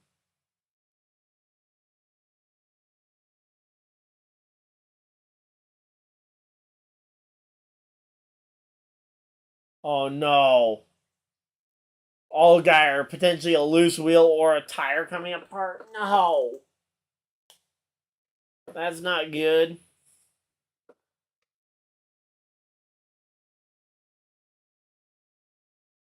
But yeah, you want to try and stretch that as far as you possibly can. If you think you've got a loose wheel, try and get me 30 more laps so that you don't have to pit that far out of your window. Because you're not saving 30 laps on this racetrack. I'll tell you that much.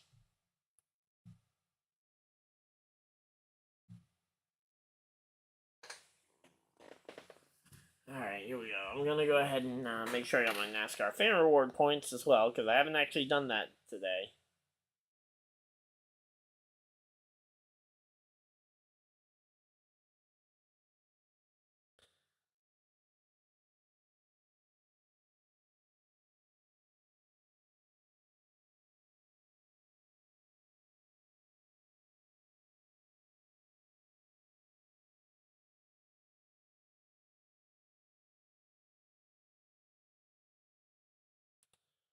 Alright, there we go. I got myself the fan reward points, and if you guys don't know what the NASCAR fan rewards are, they are free points that you can earn just by checking in on the app when the race is green flag, and you get a free 50 points for each one.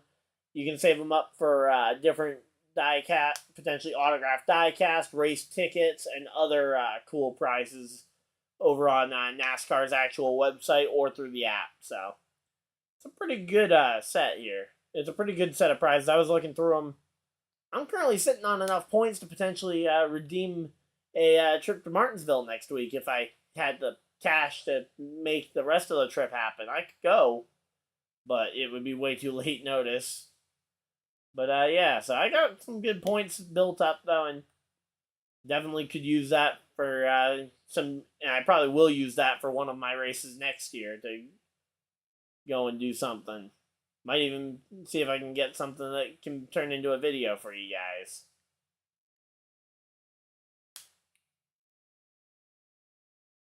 So here we go. Austin Hill versus Sam Mayer. The battle for the cut line right now. Mayer's on the outside by 5 points right now under Austin Hill here. And Mayer doesn't have that much spots on track, so he would need a Hill to drop further back, although they do have one race to go still. Dale Jr. up to 11th. Dale Jr. is in 11th now. So Dale Earnhardt Jr., he's making his way up the track here. But, yeah. Josh Berry's gotten stuck in 16th place here. But, here we go. Come on.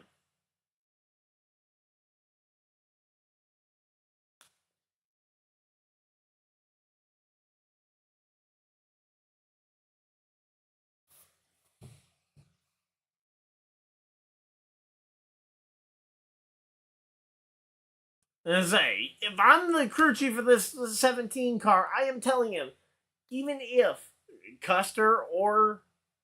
Now, Mayer would be a much worse case scenario, but if Custer wins this race, it is not worst case scenario. We are 16 points above the cut line if you're Justin Allgaier with Custer leading at this current moment.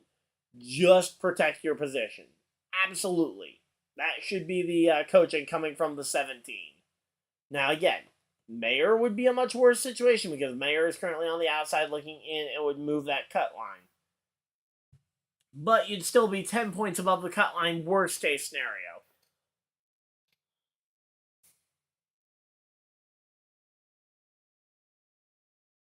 So, again, try and tough it out the best you can. Again, you don't want your tire to blow and end your day, but at this point, I'm not convinced that that's how bad it really is. But, Dale Earnhardt Jr. up into the top 10. Let's go, Dale Jr. Dale Jr. has entered the top 10. He's looking to the inside here on the 48. Let's go, Dale. So Dale Jr. is up 14 spots here. But here we go. Let's see. Side drafting Parker Clearman here at the Homestead Miami track. Dives it down the bottom. Is he going to be able to clear him?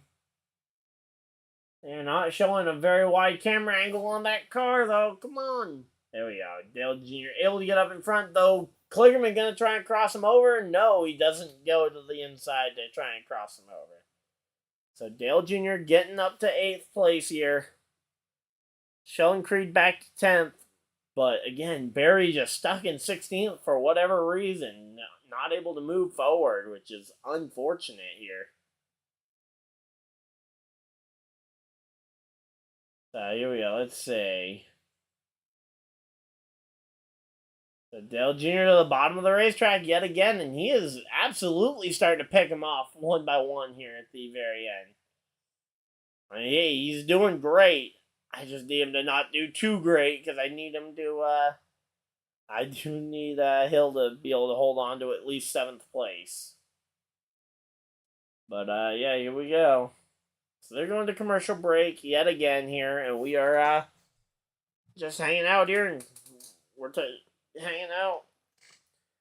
By the way, that was not a sponsor segment from the NASCAR fan points. It's just something I was looking at during my lunch break at work, and I figured I should probably mention it for anybody who hasn't been taking advantage of those points. Let me go ahead and see what I've got for points, because you also get bonus points for like active streaks and stuff as well. Yeah, so like with how many, depending on how many races you check in for.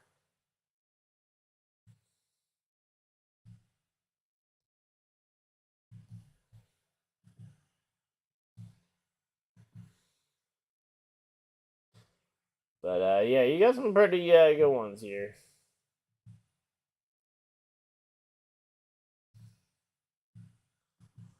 Let me see what we got for badges. So yeah, so I've checked in so far on the year. I've checked in for 30 out of the 39 Cup events, 21 out of the 33 Xfinity races. I did get a 20 race streak, so out of those 21 Xfinity races I've checked in for, I got a 20 in a row streak, which is amazing. I didn't think of... Oh, no, that's not a 20 in a row streak. That's just hitting 20 on the year. Dash for Cash, I checked in for 3 of those 4 races. So, yeah. And again, you got a few different things you can earn them for. Hitting 30, hitting a perfect season, which is a tough one to get, but could get you a lot of points. So, yeah. There's a few different ways to earn some points, but yeah, you can also check in on your birthday to potentially earn some bonus points. And yeah.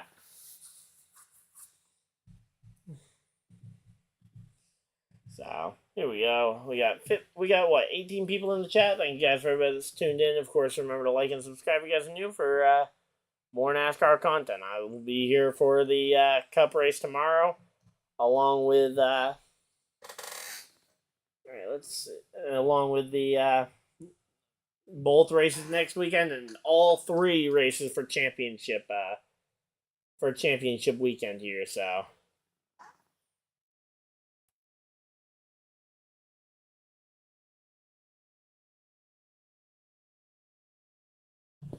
here we go. So we got 78 laps to go, and right now,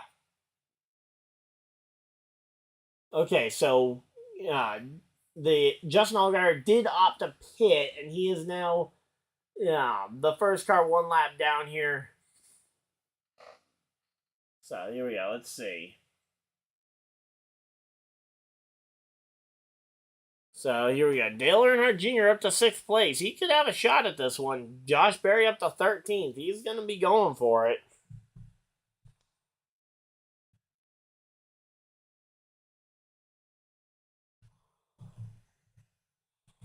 All right. So here we go.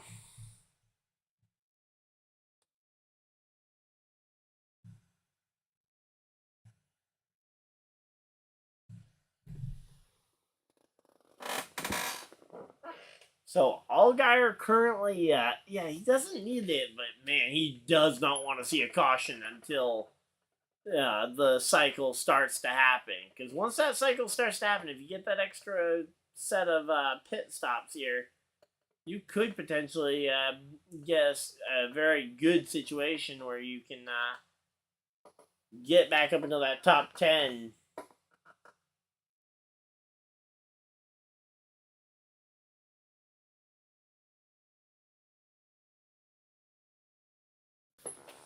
All right, here we go. Let's see. So Sheldon Creed up into the 7th position. He is doing very well for running up inside there.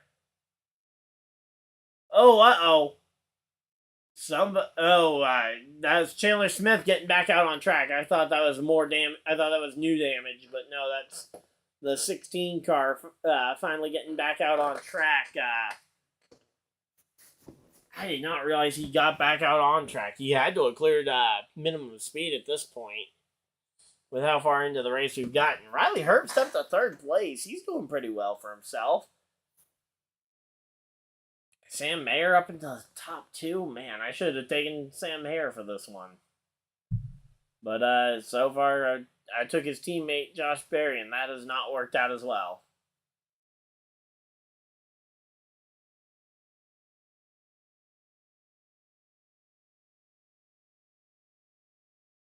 So yeah, right now, Justin Allgaier is running an average lap speed of about 152 miles an hour. Meanwhile, Custer's last lap was only a 148 mile an hour lap average. So you're going on average, you're going faster. Contact with the wall for Parker Kligerman is as Sheldon Creed was able to weave his way through himself and through both the 48 and Hemrick in the 10. And the 39 into the wall there. They managed to keep the race green flag so far, but we'll have to wait and see if any of those wall contacts end up turning into damage that can't be repaired later on.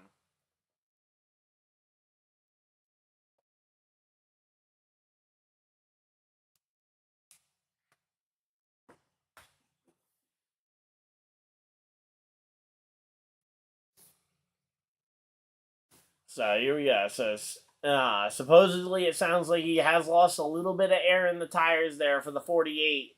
So the 48 definitely not doing his best, but he's hoping he can get a good position here. But man, I just gotta hope for this thing to start to cycle around.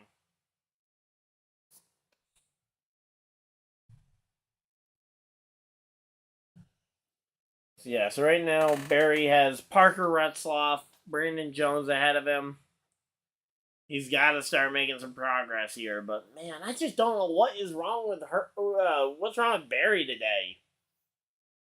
It's like every other run. I'm good. I'm bad. I'm good. I'm bad. I'm going forwards. I'm going backwards. Like, he just can't seem to find a consistent streak here. Speaking of consistency, Dale Jr. continuing to move his way towards the front. And the lap speed starting to level off here between Custer and Allgaier. Allgaier only about 2 to 3 miles an hour faster on his laps currently, as he's the free pass right now.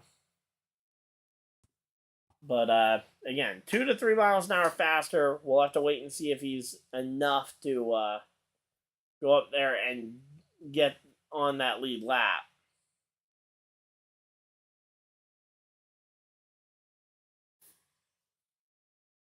So here we go. So we're talking about sunset, and there is definitely some shade starting to appear, but it is not enough yet to really make a significant impact on this race. So we still got a long way to go here. 68 laps to go.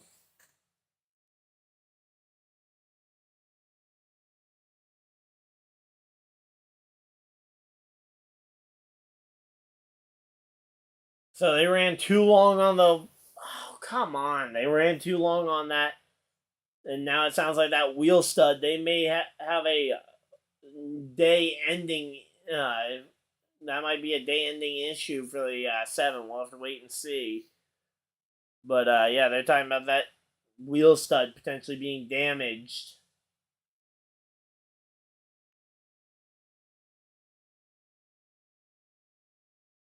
So there is damage. So at the very least, you can tell Allgaier that yes, that there was actual damage here, as Justin Allgaier is going to be looking to get back on the lead lap here.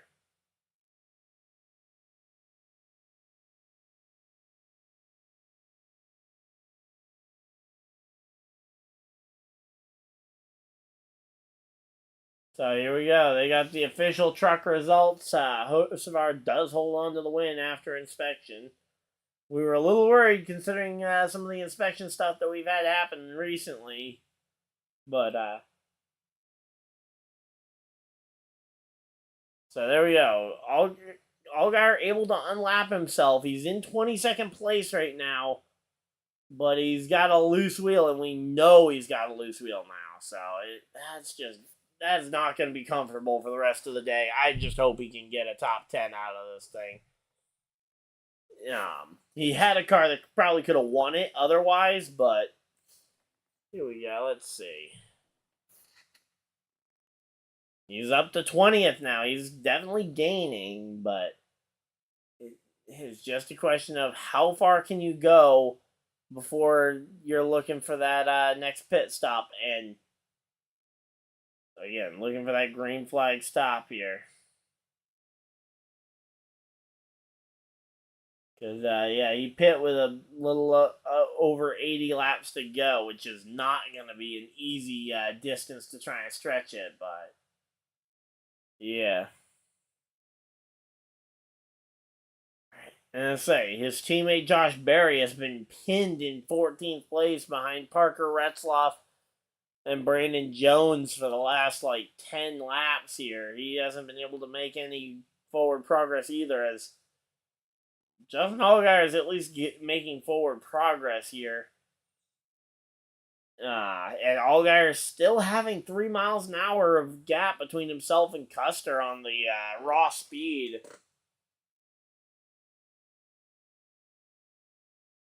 But, yeah, let's see. And there we go. We got the first car to hit pit road. It is Joe Graff Jr. in the 19, the first car to go and hit pit road of the lead lap cars. Potentially starting to drag. We'll have to see if that starts to drag them. But, yeah, right now, though, Sheldon Creed is up into 5th place. Yikes. That is he's doing much better than I thought he would. And Sheldon Creed and Austin Hill coming to pit road. That's going to be the next duo to come. So that will start to drag the rest of the field to pit road. Now that you've got wait, is that 2 playoff cars? Yeah, that's 2 playoff cars coming to pit road here. So, yeah, they are likely going to start dragging the rest of the field down pit road along with him here. So we're going to have to wait and see what happens with Custer. Or not with Custer, but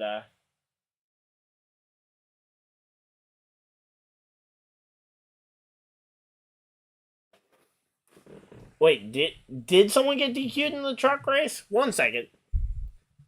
Alright, off to Twitter. Give me a second, guys. Truck Series results.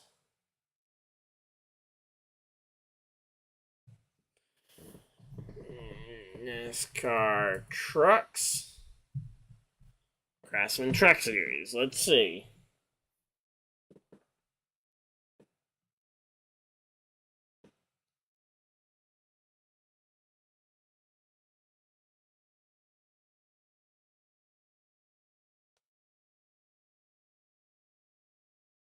So the number 38 truck and Zane Smith got disqualified in post-race inspection from second place. So second place, Zane Smith getting sent home. Yeah, I believe it. I don't think that changes your championship four. So Heim, Hocevar, Infinger, and Rhodes here as we got drivers continuing to cycle down pit road. Sammy Smith currently, Cole Custer was just on pit road as well. But yeah, so the second place driver in the truck race did get disqualified. I didn't see that one happening, although I didn't get to see the race, so it could be that it was a very blatant issue.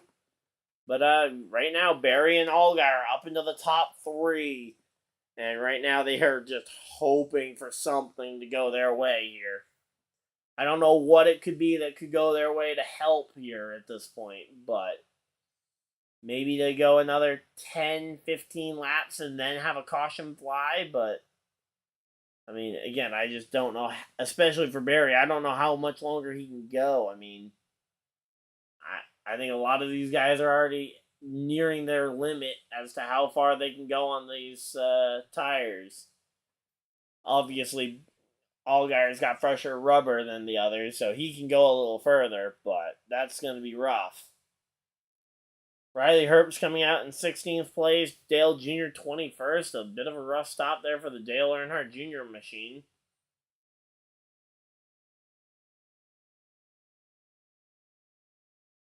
Oh, we got a caution. We got a caution flag. I'm assuming there. Oh, no, maybe not. Sorry, it might have been premature on that. I just saw a ton of smoke coming out the front of the Kaz Gralla machine, but no, Kaz Gralla is gonna get to pit road, so massive brake lock up there. Not sure what caused it. Oh, I say he hit his own tire there, and yeah, so some issues there for Kaz Gralla for sure, but yeah, luckily no caution. It was a little premature. I saw the smoke and I was like, oh boy, did he hit something, and or did he have an engine problem on the track? Because both of those could potentially be caution flags and would have potentially shaken up how this race ends up going here.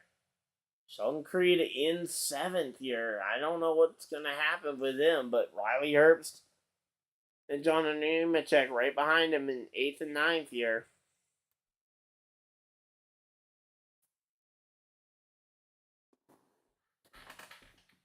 So here we go. So there we go. Josh Berry hits pit road here.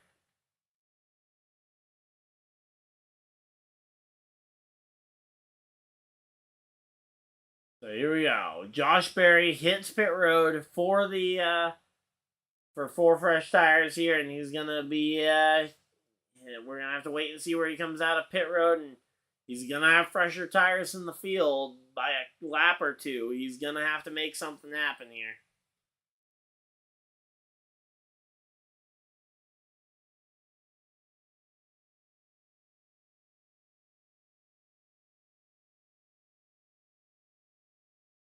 Let's say 43 green flag laps is what it seems like you make it on tires, and we have more than that left in the race, so we might have a second round of green flag stops coming. This is going to be interesting here as we get ready for the end of this race. Dale Jr. back in 11th place here, just behind Parker Kligerman here. Now Daniel Hemrick up to 10th here. But yeah, you've got a pretty good battle going here. Just a matter of not knowing what's going to happen.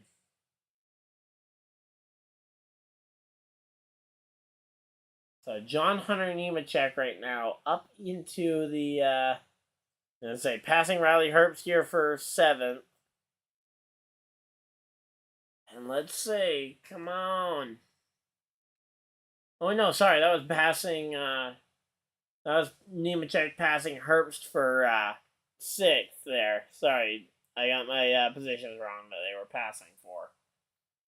So we're actually not doing too bad. Again, Josh Berry currently, he's currently 10 miles an hour faster than the leader. Oh wait, no, sorry, he's about 3 miles per hour difference between Josh Berry and the race leader here. But that is a lot of wear on Josh Berry's tires. So yeah, 43 green flag laps, right about the maximum number of amount of laps you can go on a set of tires. So here's a question: does Justin Allgaier see that you can go 43 laps, and does he try and get to about 40 to go and hit pit road for the final time and try and force some of the other guys to potentially react there? That'd be interesting. Because Justin Allgaier fought his way back up into that top 4. Again, he's got older tires than the other guys in the pack, but he's managing to keep pace somewhat at least. He hasn't. He's got about a 1.5 seconds between himself and Austin Hill for 5th. But Derek Kraus on much older tires here. He's just trying to stretch it as far as humanly possible, which I find impressive there. And oh, there we go. Derek Kraus coming to pit road there, and that will cycle this thing around. There we go.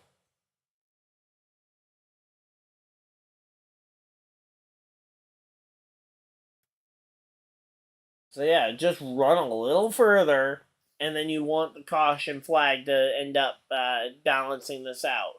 You want the caution, though, before you have to make your second green flag stop. So ideally for Allgaier, you want to make it to about 40, 43 to go when the caution flies. You want to make it a little further than you are right now. About 7 more laps. Oh! Uh-oh! Cole Custer with a major issue here. Flat right front tire for Cole Custer.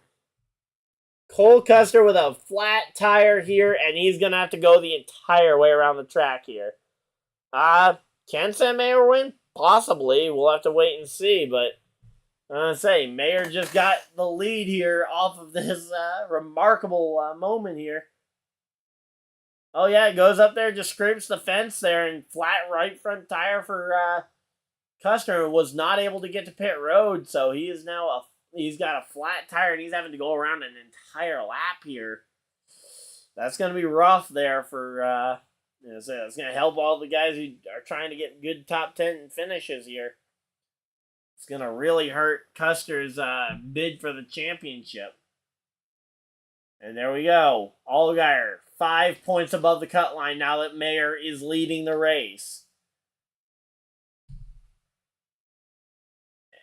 And now Custer showing a tie with Hill for the final spot.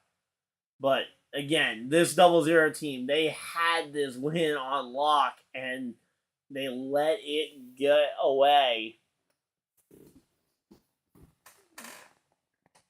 So unless he's able to recover remarkably late in this race, that'll be a must-win for Custer, it looks like.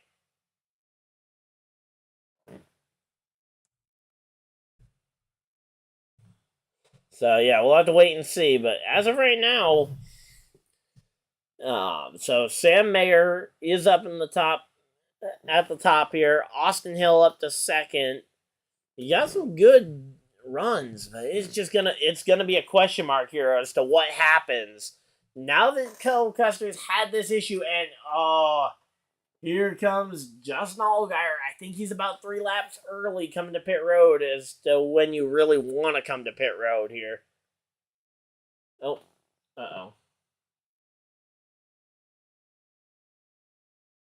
So yeah.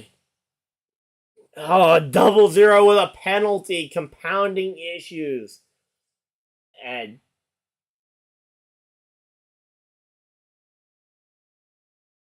Justin Allgaier putting on his final set of sticker tires here. Very late, very long way to go. This is going to be a long shot. So now the 7 absolutely needs this race to go green flag to the checkers. I don't know what the 0-0 needs at this point. He is basically done. So here we go. Let's see. But yeah, right now, Allgaier is going to be coming out of the out into about 15th place. It looks like. All right. Where's the lead? Where's the battle for the lead lap? Oh, there we go. Allgaier dropping to 19th now, so he's starting to fall further back. So we got 14 cars lead lap. Josh Berry, the last car on one of the last cars on the lead lap. That's going to be a tough one when Berry starts getting caught by his teammate here. But that 0-0 being out there and not being relevant is weird to see.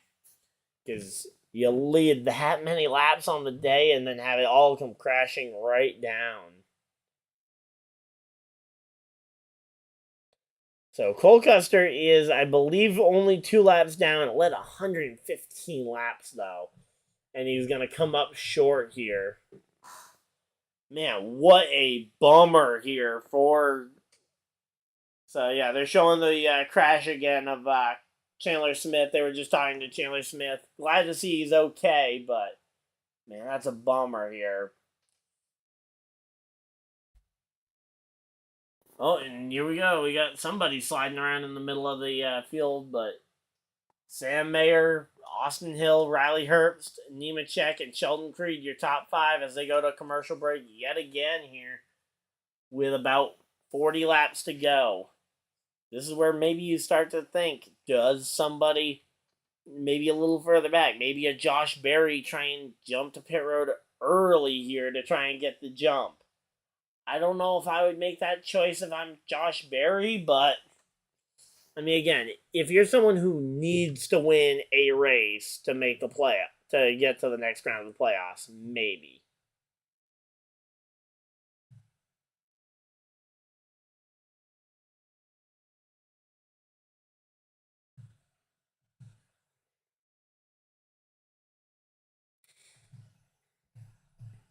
Alright, so here we go. Let's see. So Sheldon Creed still holding on to that top 5. So maybe I underestimated him. I chose that. I didn't think he was gonna have that great of a day. I thought he was gonna run between. I thought he would be running similarly to how Josh Berry has been most of the day in like 13th to 20th here and just kind of irrelevant most of the day. But now Allgaier 17th place here, and he's going to be fighting to try and get back on that lead lap, but I don't know what more he can do at this point. He needs something to go his way. But yeah, it's just a mess here for Allgaier. Then you got Josh Berry in 13th. Dale Jr. up to 8th. Hey, you know what? For all the people who want to see Dale Jr. do well, he's up to 8th place. Not quite as good as he was doing at Bristol, but he was making progress.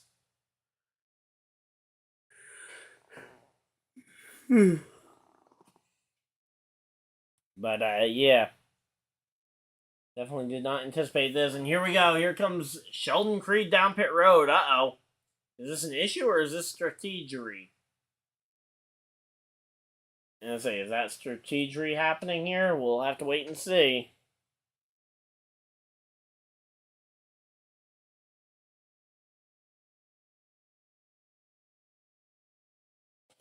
So that was Allgaier's final set of tires that we have confirmed.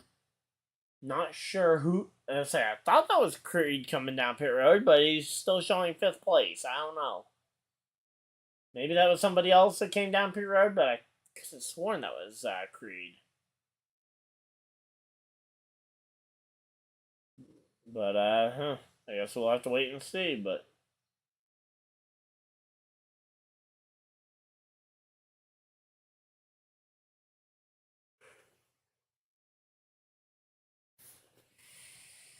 all right, here we go. Let's see. So yeah, no, Creed didn't pit. My bad. I thought that was Creed that came to pit road. Oh, we got a yellow. Caution flies. Yep, caution flies for a tire on the opposite side of pit road from the pit wall there.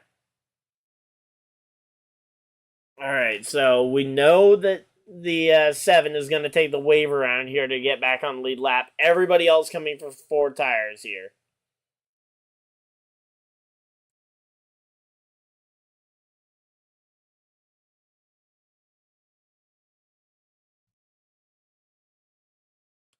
Yep, that's going to be rough for Allgaier. The big thing I'm looking for is what happens with Creed here on this pit stop, because Creed seems to...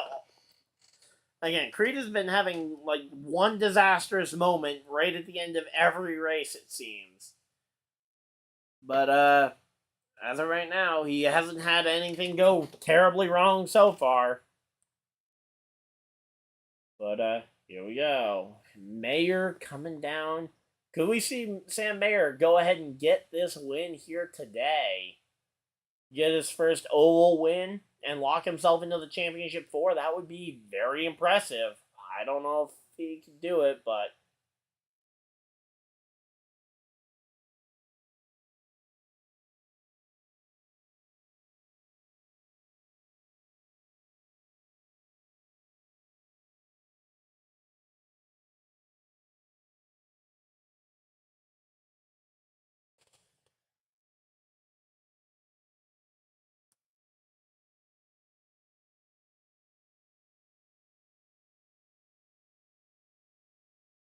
they're talking about some of these guys. Are we going to see someone try and stay out here?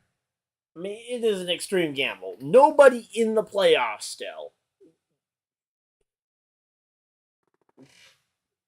Jeb Burton, Parker Retzloff, could one of the Jordan Anderson cars maybe pull a strategy like that?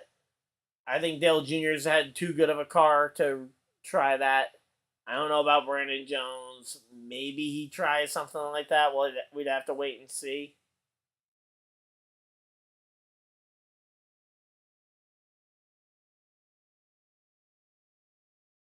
But yeah, here we go. Let's see. 35 laps to go here.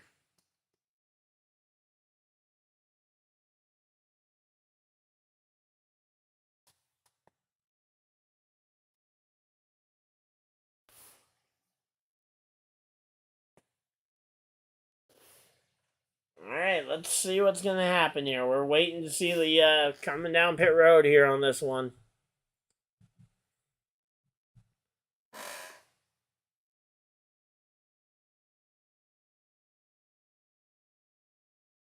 Alright, so here we go.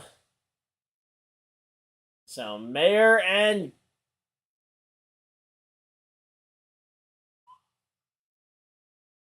Are you kidding me?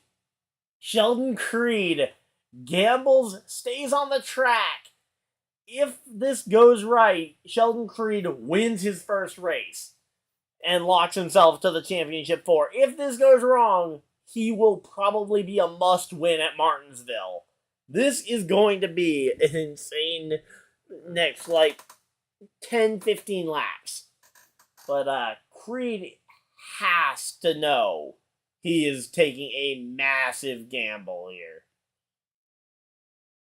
Now, does that trap the 7 a lap down?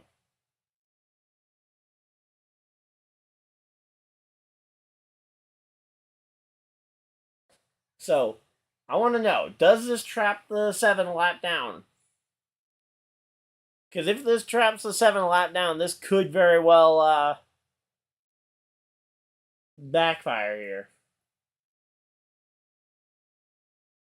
But here we go. Let's see.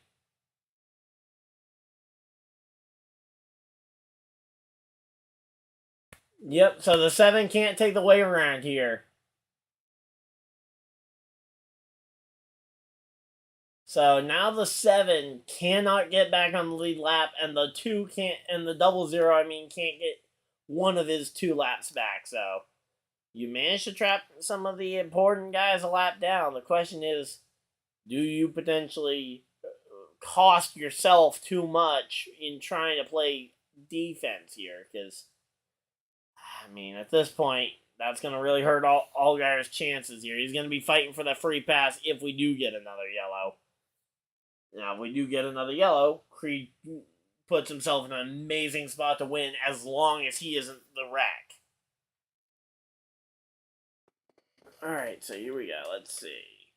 So, Barry needs 3 spots. That's the big thing right now, is that Barry needs to gain 3 spots, and then Creed will obviously drop a lot, because he's got 30 lap older tires here. I'm curious to see what Allgaier can do here. There's not going to be much he can do at this point, but man, this is going to be interesting here, guys. Let's see. Do we think the gamble pays off for Creed? Or do we think Sam Mayer or Austin Hill are going to be able to get this one?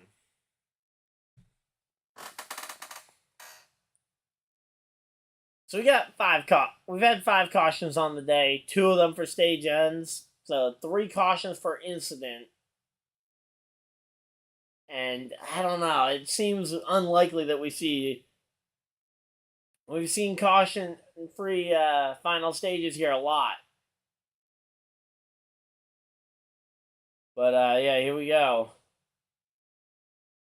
So yeah, the 2 car has not had a clean day for sure, but man, again, this just seems like a big gamble. How many points did he gain throughout the stages? So he gained 7. So he gained 7 points in the stages. Not the most amount, but man, that just seems like a big gamble. And I don't know if it's going to pay off here for Sheldon Creed. Let's see. We'll have to wait and see what's going on here, but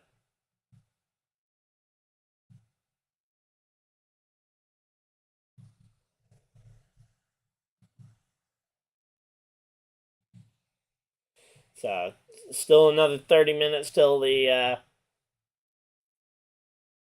F1 sprint race here, but man, here we go.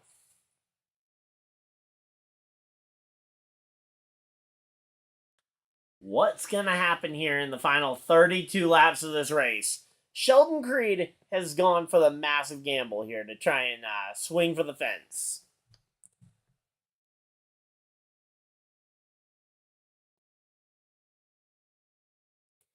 Alright, let's see. I want to know what's going to happen here.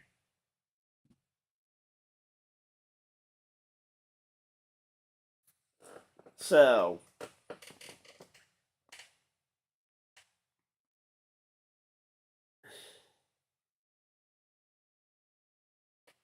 Creed is absolutely throwing the Hail Mary here. If this does not pay off for him, he is in must-win going into Martinsville, no doubt. If it works out for the win, he punches his ticket to the championship 4. But here we go, let's see. What lane does he choose? So, Creed takes the top line, the next 2 taking the inside line here. What the?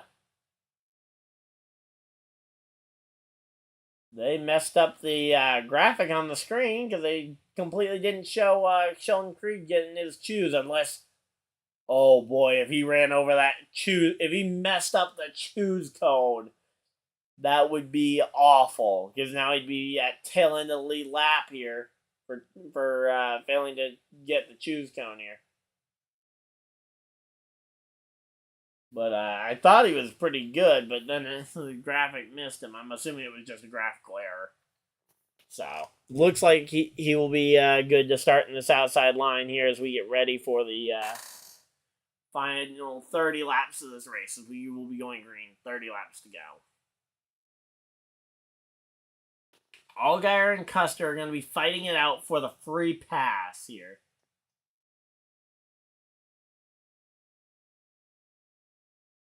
So here we go. Green, green, green. Let's see. Can we see a green flag fly here? Most laps led without a win in the Xfinity Series. Brian Scott, Davey Allison, and Shane Himmel, the only guys ahead of Creed on that list. So here we go. Pace car dives for cover here, leaving the field in the hands of Sheldon Creed and Sam Mayer as they go through the Geico restart zone. Green flag, green, green, green. And there he goes. He's going to fall through the field. You got to be ready for this. The absolute plummet that you're going to go on here at the beginning. And you know your only hope is a yellow flag here as you go 4 wide through the middle there. And oh, there might be a caution there for that. Car's getting a little bit of contact. Looks to be good for now, but I'm going to say a little bit of incidental contact there could potentially lead to it. And yeah, there we go. The 8 car with a flat tire. Yeah, caution flies for the 8 car here. I think this caution's too early, though, to help the 2. I think this caution's too early for the 2. But there we go. There goes the 8 coming down pit road. It'll be a pit road penalty here. And, man, come on.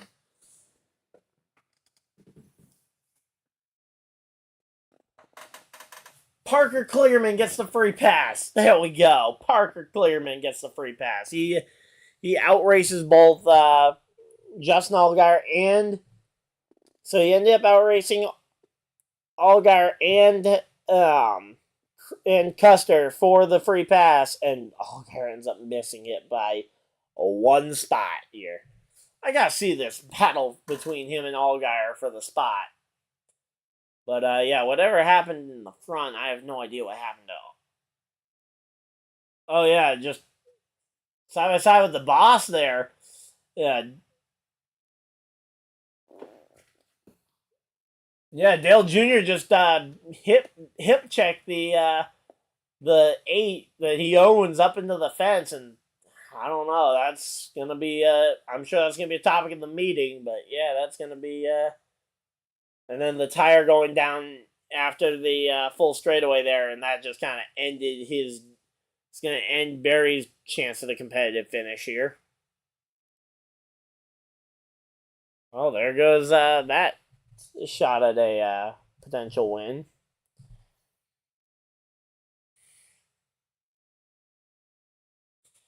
So here we go. Let's see. Hill Herbst running there. I don't think this yellow is the one that Creed was waiting for. If he pits now, that essentially would be just confirming that the only thing he wanted out of that was to pin the 7 a lap down.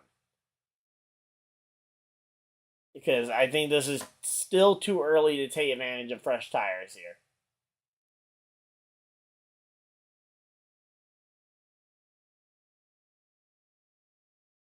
All right, flat tire for Dale Earnhardt Jr. as well. So another flat, 2 flat tires for the Junior Motorsports cars here, who were both involved in the caution flag. And man, this is sloppy.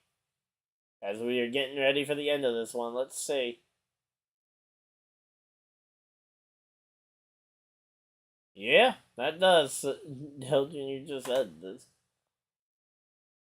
Not good. But, yeah, here we go. It's a good-looking car for Dale Jr., but, man, I just wish the result could have been a little better here.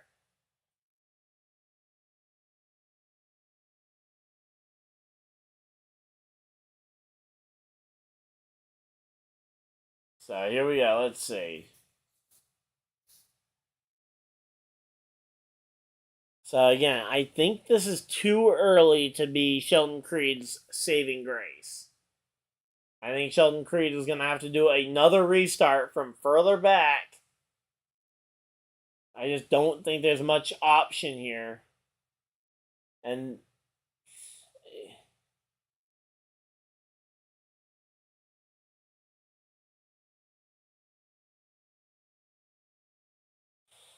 I have no idea what Junior was thinking there, but yeah, here we go. Let's see. When's pit road going to be open? That's the big thing we're waiting on, is when are they going to open pit road? Because they open pit road here, and they will go ahead and get this one done.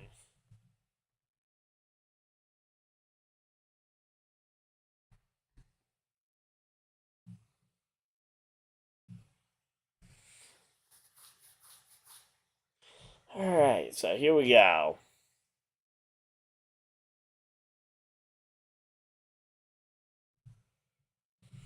Yeah, I'm curious. This is too early. Yeah, this is not the caution they were waiting for. And in fact, this might hurt their window for a late race caution to help them, because of the if they can log these laps under caution, the leaders who pit there are going to have better tires late regardless here.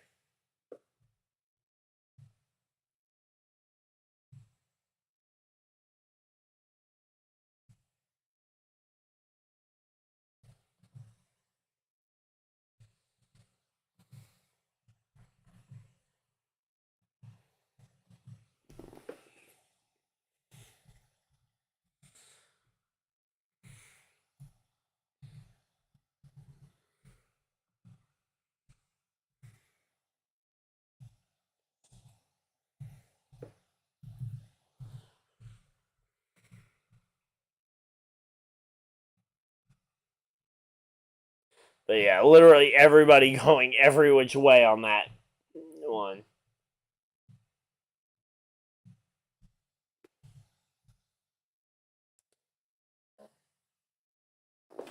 So 25 laps to go. Again, they got time, but again, I just don't know what you do here, because you can't pit. Which means you're going to have to take another restart, lose another set of spots, potentially end up in a wreck. I don't know. This just is not a good spot for the two.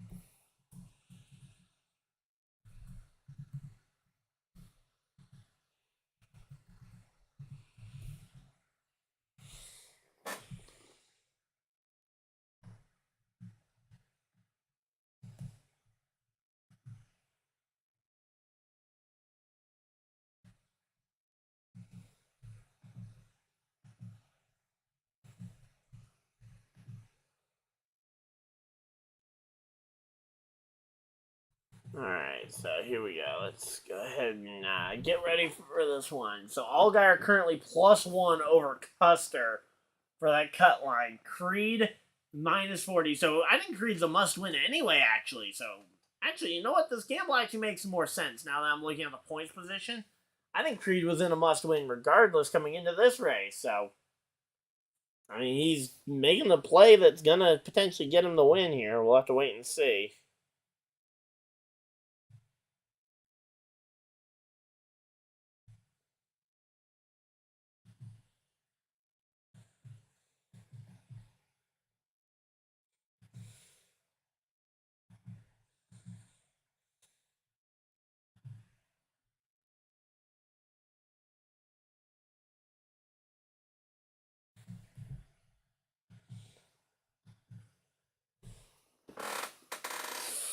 Alright, so here we go.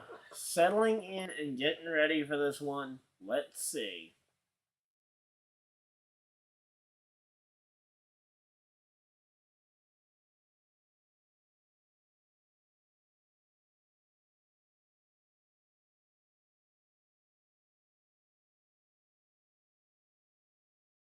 So, I was gonna say, nobody on the 10. That is not what you want to hear from your group here.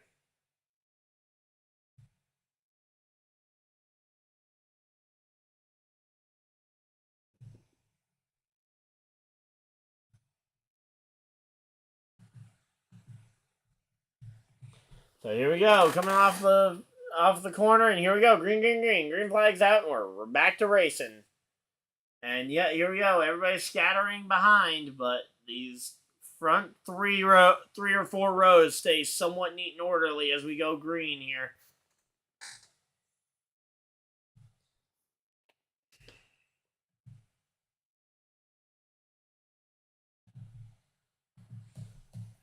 Four wide here.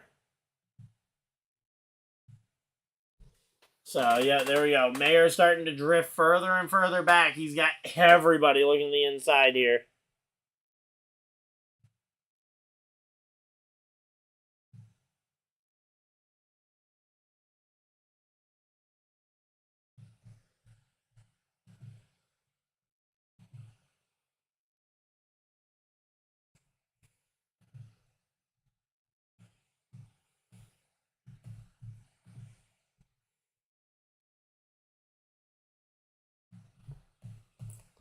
Alright, so here we go. We're settling in here, though. We got 22 laps to go.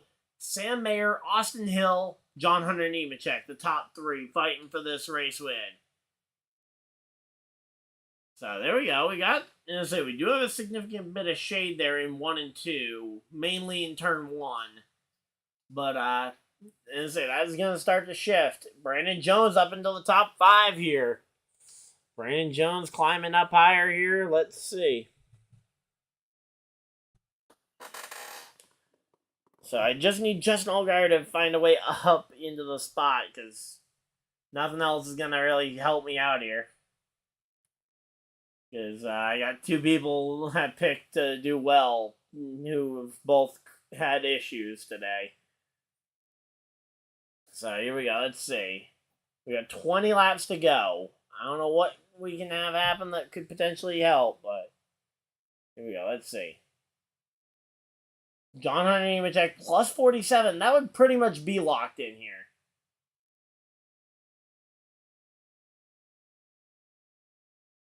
Let's see. There goes Riley Herbst to the inside of Austin Hill here, trying to take that spot. So Austin Hill losing a couple of spots here. But, yeah, right now we're starting to settle it in here. What on earth can we see happen here?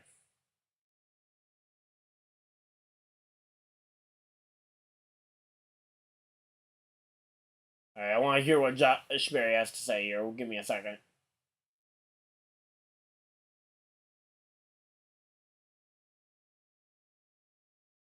Okay, so Barry is officially out the race, so he is... But, as I say, something broke when he got shoved in the fence by the team owner. We'll just have to wait and see, I guess, because he says he hasn't seen the replay yet, so... Fair enough. Fair point. Glad he isn't going and just immediately placing blame, even though he hasn't seen it.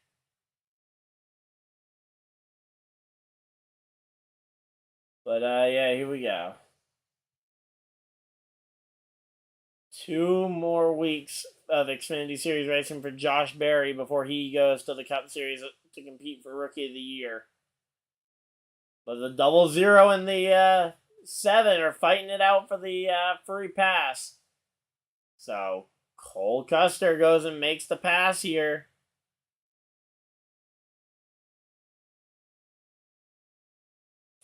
So, here we go. Let's see. Coming down the final 17 laps. What on earth can happen here? Dale Jr. up into the top 5.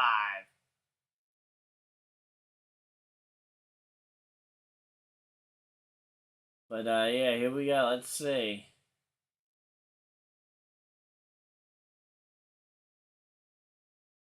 What can, what on earth can Allgaier do at this point? I don't think there's anything you really can do.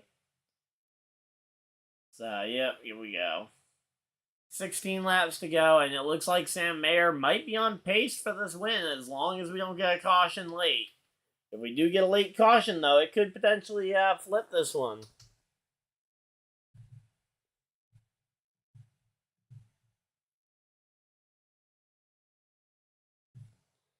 So here we go. Let's see. It's still 13 minutes out for the F1.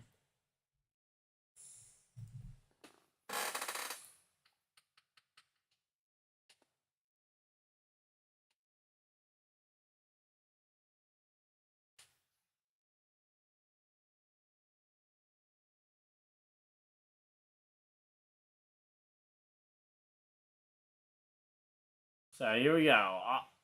Sam Mayer is putting on a clinic here. He's gonna try and see what he can do here. But I just don't know what more he can do at this point. There just is not a lot of running you can do. Well, you're doing as much as you can, but right now Mayer just has the number of the field. He got the lead. He's got about a second and a half here.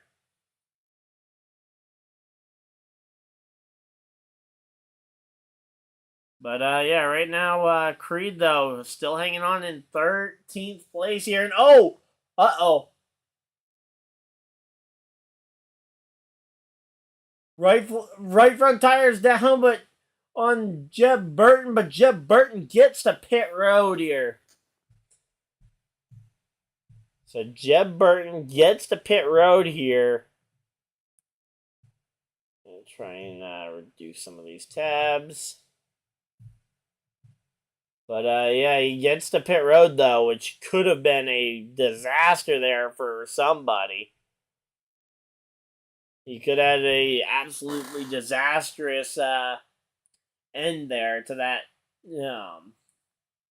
And it would have been jumping for joy for the two-car Sheldon Creed.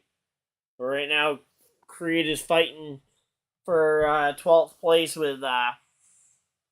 fighting 12th and 13th place here with Parker Retzloff. And I just don't know what more you can really do here. So, yep, Parker Retzloff and Sheldon Creed, the last two cars on lead lap. What do you do if you're Sheldon Creed and you see the leader coming up behind you to try and lap you in this situation? Because if Mayer gets that lap up on you, even if, I don't know, fresh tires this late, I don't know if you'd have the time to get through all the lap cars and the lead lap cars. I mean, that'd be a long way to dig to get up and out of there if you get the free pass. So right now they're showing this battle for second between Nemechek and Herbst. Herbst is putting on a very good show after last week's dominating performance. And here we go, let's see. And now they're going for it. We got 10 laps to go here in Miami. 10 more laps before we can figure out who one of the guys for this championship run is going to be. Or maybe Herbst goes and steals another spot away from the championship 4 here. But again, we're going to have to wait and see. I want to see this battle for the lead lap, because... Let's see. Let's see if I can get a better one. So we don't need best time. We need last lap. Alright, so there we go. Last lap. So 36. So Parker Retzloff actually has a bit of breathing room here in front of Mayer. So Mayer right now, 8 seconds to go. Or not 8 seconds, 8 laps to go. Not sure exactly how much time there is between them, but he's got plenty of time. He doesn't need to push the pace. He can kind of back down here. He's a second and a half ahead.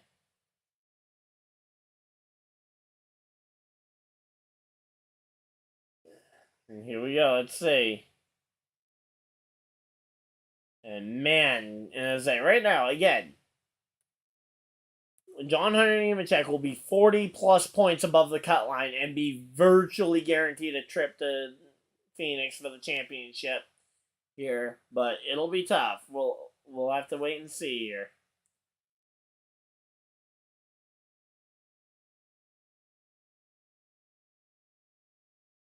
So, there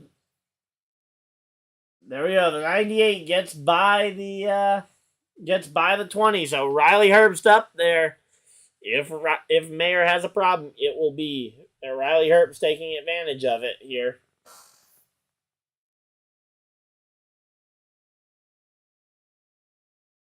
Let's say, fighting for every point they can get here. Cole Custer and Ryan Sieg battling it out for that free pass.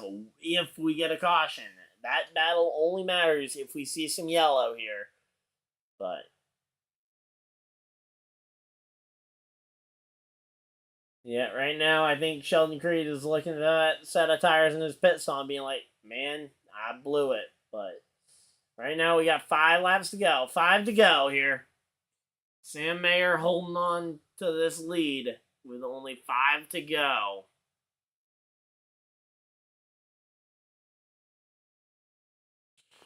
I mean, I just don't know what you do here. If you're Sheldon Creed, you gotta wait for a caution.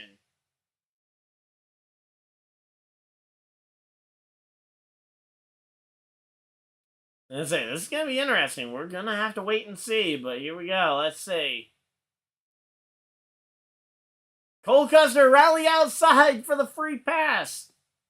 So Ryan C gets passed here for the free pass. So now Cole Custer is the free pass if we were to get a caution. But right now, I don't know if we're going to get one here. Here we go. Sam Mayer is starting to catch another lap car here. I don't know if that's I think that's a repeat lapper. The 24 car down on the apron here.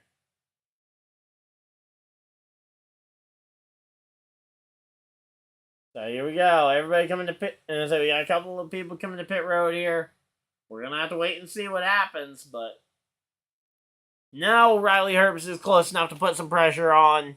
Mayer has had his time to relax. Now he's got to keep that intensity on here. He cannot let Herbst get any closer here.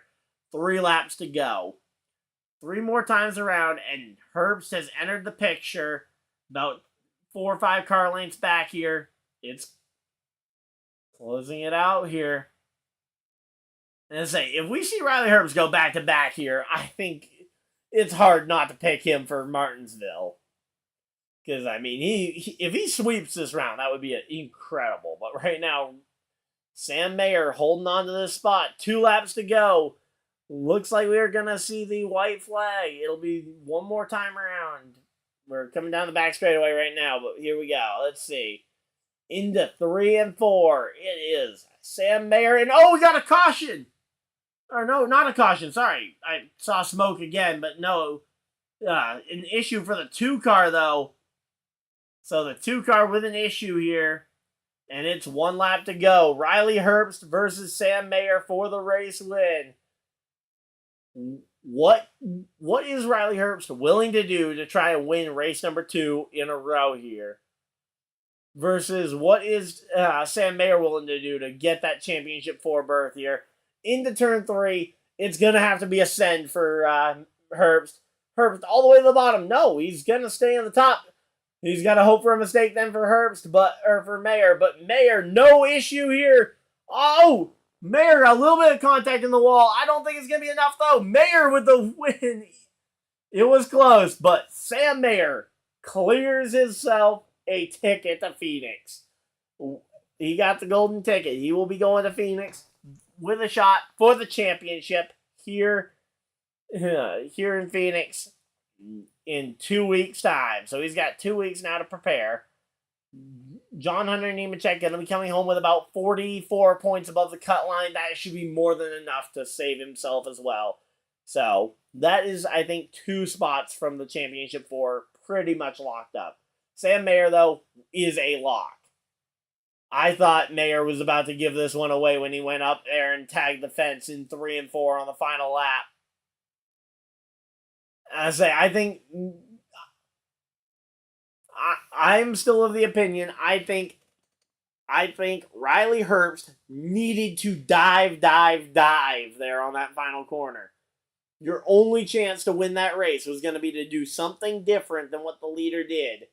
And especially with that contact in the fence, if you could have gotten to his inside, potentially gone up there, side drafted down the straightaway sooner, you might have had a shot at it. But instead, the race goes to Sam Mayer and the 1 team winning here in Miami.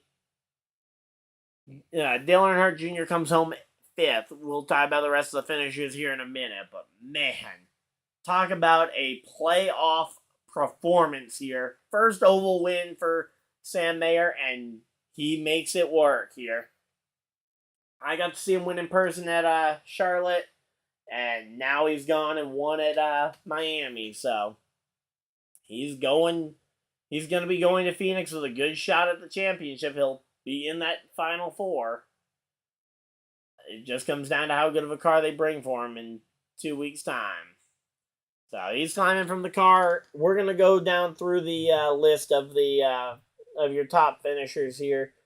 Give everybody their credit where credit is due. And, yeah, then we'll hop off. But hopefully you guys enjoyed. If you guys were only here for the race, thank you guys for tuning in. But, yeah, so Sam Mayer getting his win, locking himself into the championship 4. Riley Herbst coming home a disappointing second by 0.2 of a second. So close. Almost went back-to-back. But, hey, a great end of the season for Riley Herbst, putting in a lot of momentum for next year. John Hunter Nemechek comes home 3rd. Very likely going to go ahead and lock himself into the playoffs just based on that 44-point advantage he carries. Austin Hill comes home a strong 4th place. He will be above the cut line for now. Dale Earnhardt Jr. comes home a solid 5th place in one of his final few Xfinity races. We'll have to see what his schedule looks like next year. Daniel Hemrick comes home 6th. 7th, Parker Kligerman. 8th, Brandon Jones. A couple of non-playoff guys there. 9th, Sammy Smith. He's in a must-win going into Martinsville, I'm almost certain. Joe Graff Jr. rounding out your top 10. Derek Krause driving the number 11 car. He won his first stage. He got his first ever stage win late in that second stage on the strategy call. Comes home 11th place. Parker Retzloff, the last car on the lead lap, in 12th. 13th, Custer. 14th, Ryan Sieg. 15th, Justin Allgaier. We'll have to wait and see where they officially come out in terms of points. Kyle Weatherman, 16th. 17th, Josh Williams. 18th, Jeffrey Earnhardt. 19th is Brendan Poole. And rounding out your top 20 was Jeb Burton. Jeremy Clements, Kyle Sieg, Leland Honeyman, Ryan Ellis, and Patrick Emmerling rounding out your top 25. Sheldon Creed finishes 26th place after coming down pit road for that final set of tires. Way too late. Mason Massey comes home 27th. 28th, Anthony Alfredo, 3 laps down. Blaine Perkins comes home in the O2 here, 29th, 4 laps down. Kaz Gralla ends up finishing 6 laps down. Mosak coming home 10 laps down in 31st. 32nd was Josh Berry, DNF. Mason Maggio coming home 33rd. 34th, Chandler Smith. 35th was Brett Moffitt. 36th, Dawson Cram. 37th was CJ McLaughlin. And rounding out your top 38 and your final car in the race was Ryan Newman. So he did not last very long in this race. But, yep, that is your full rundown of your NASCAR Xfinity Series drivers here in the Contender 300 here, or the ContenderBoats 300. So Sam Mayer will be locked into into Phoenix due to his win here at Homestead. Hopefully you guys enjoyed. If you guys did, leave a like on the video. Subscribe if you guys are new. I'll be back tomorrow for the Cup broadcast. But until next time, hopefully you guys enjoyed, and I'll see you guys in the next video, live stream, whatever you guys decide to do with the rest of your night. Have a great night, everybody, and goodbye!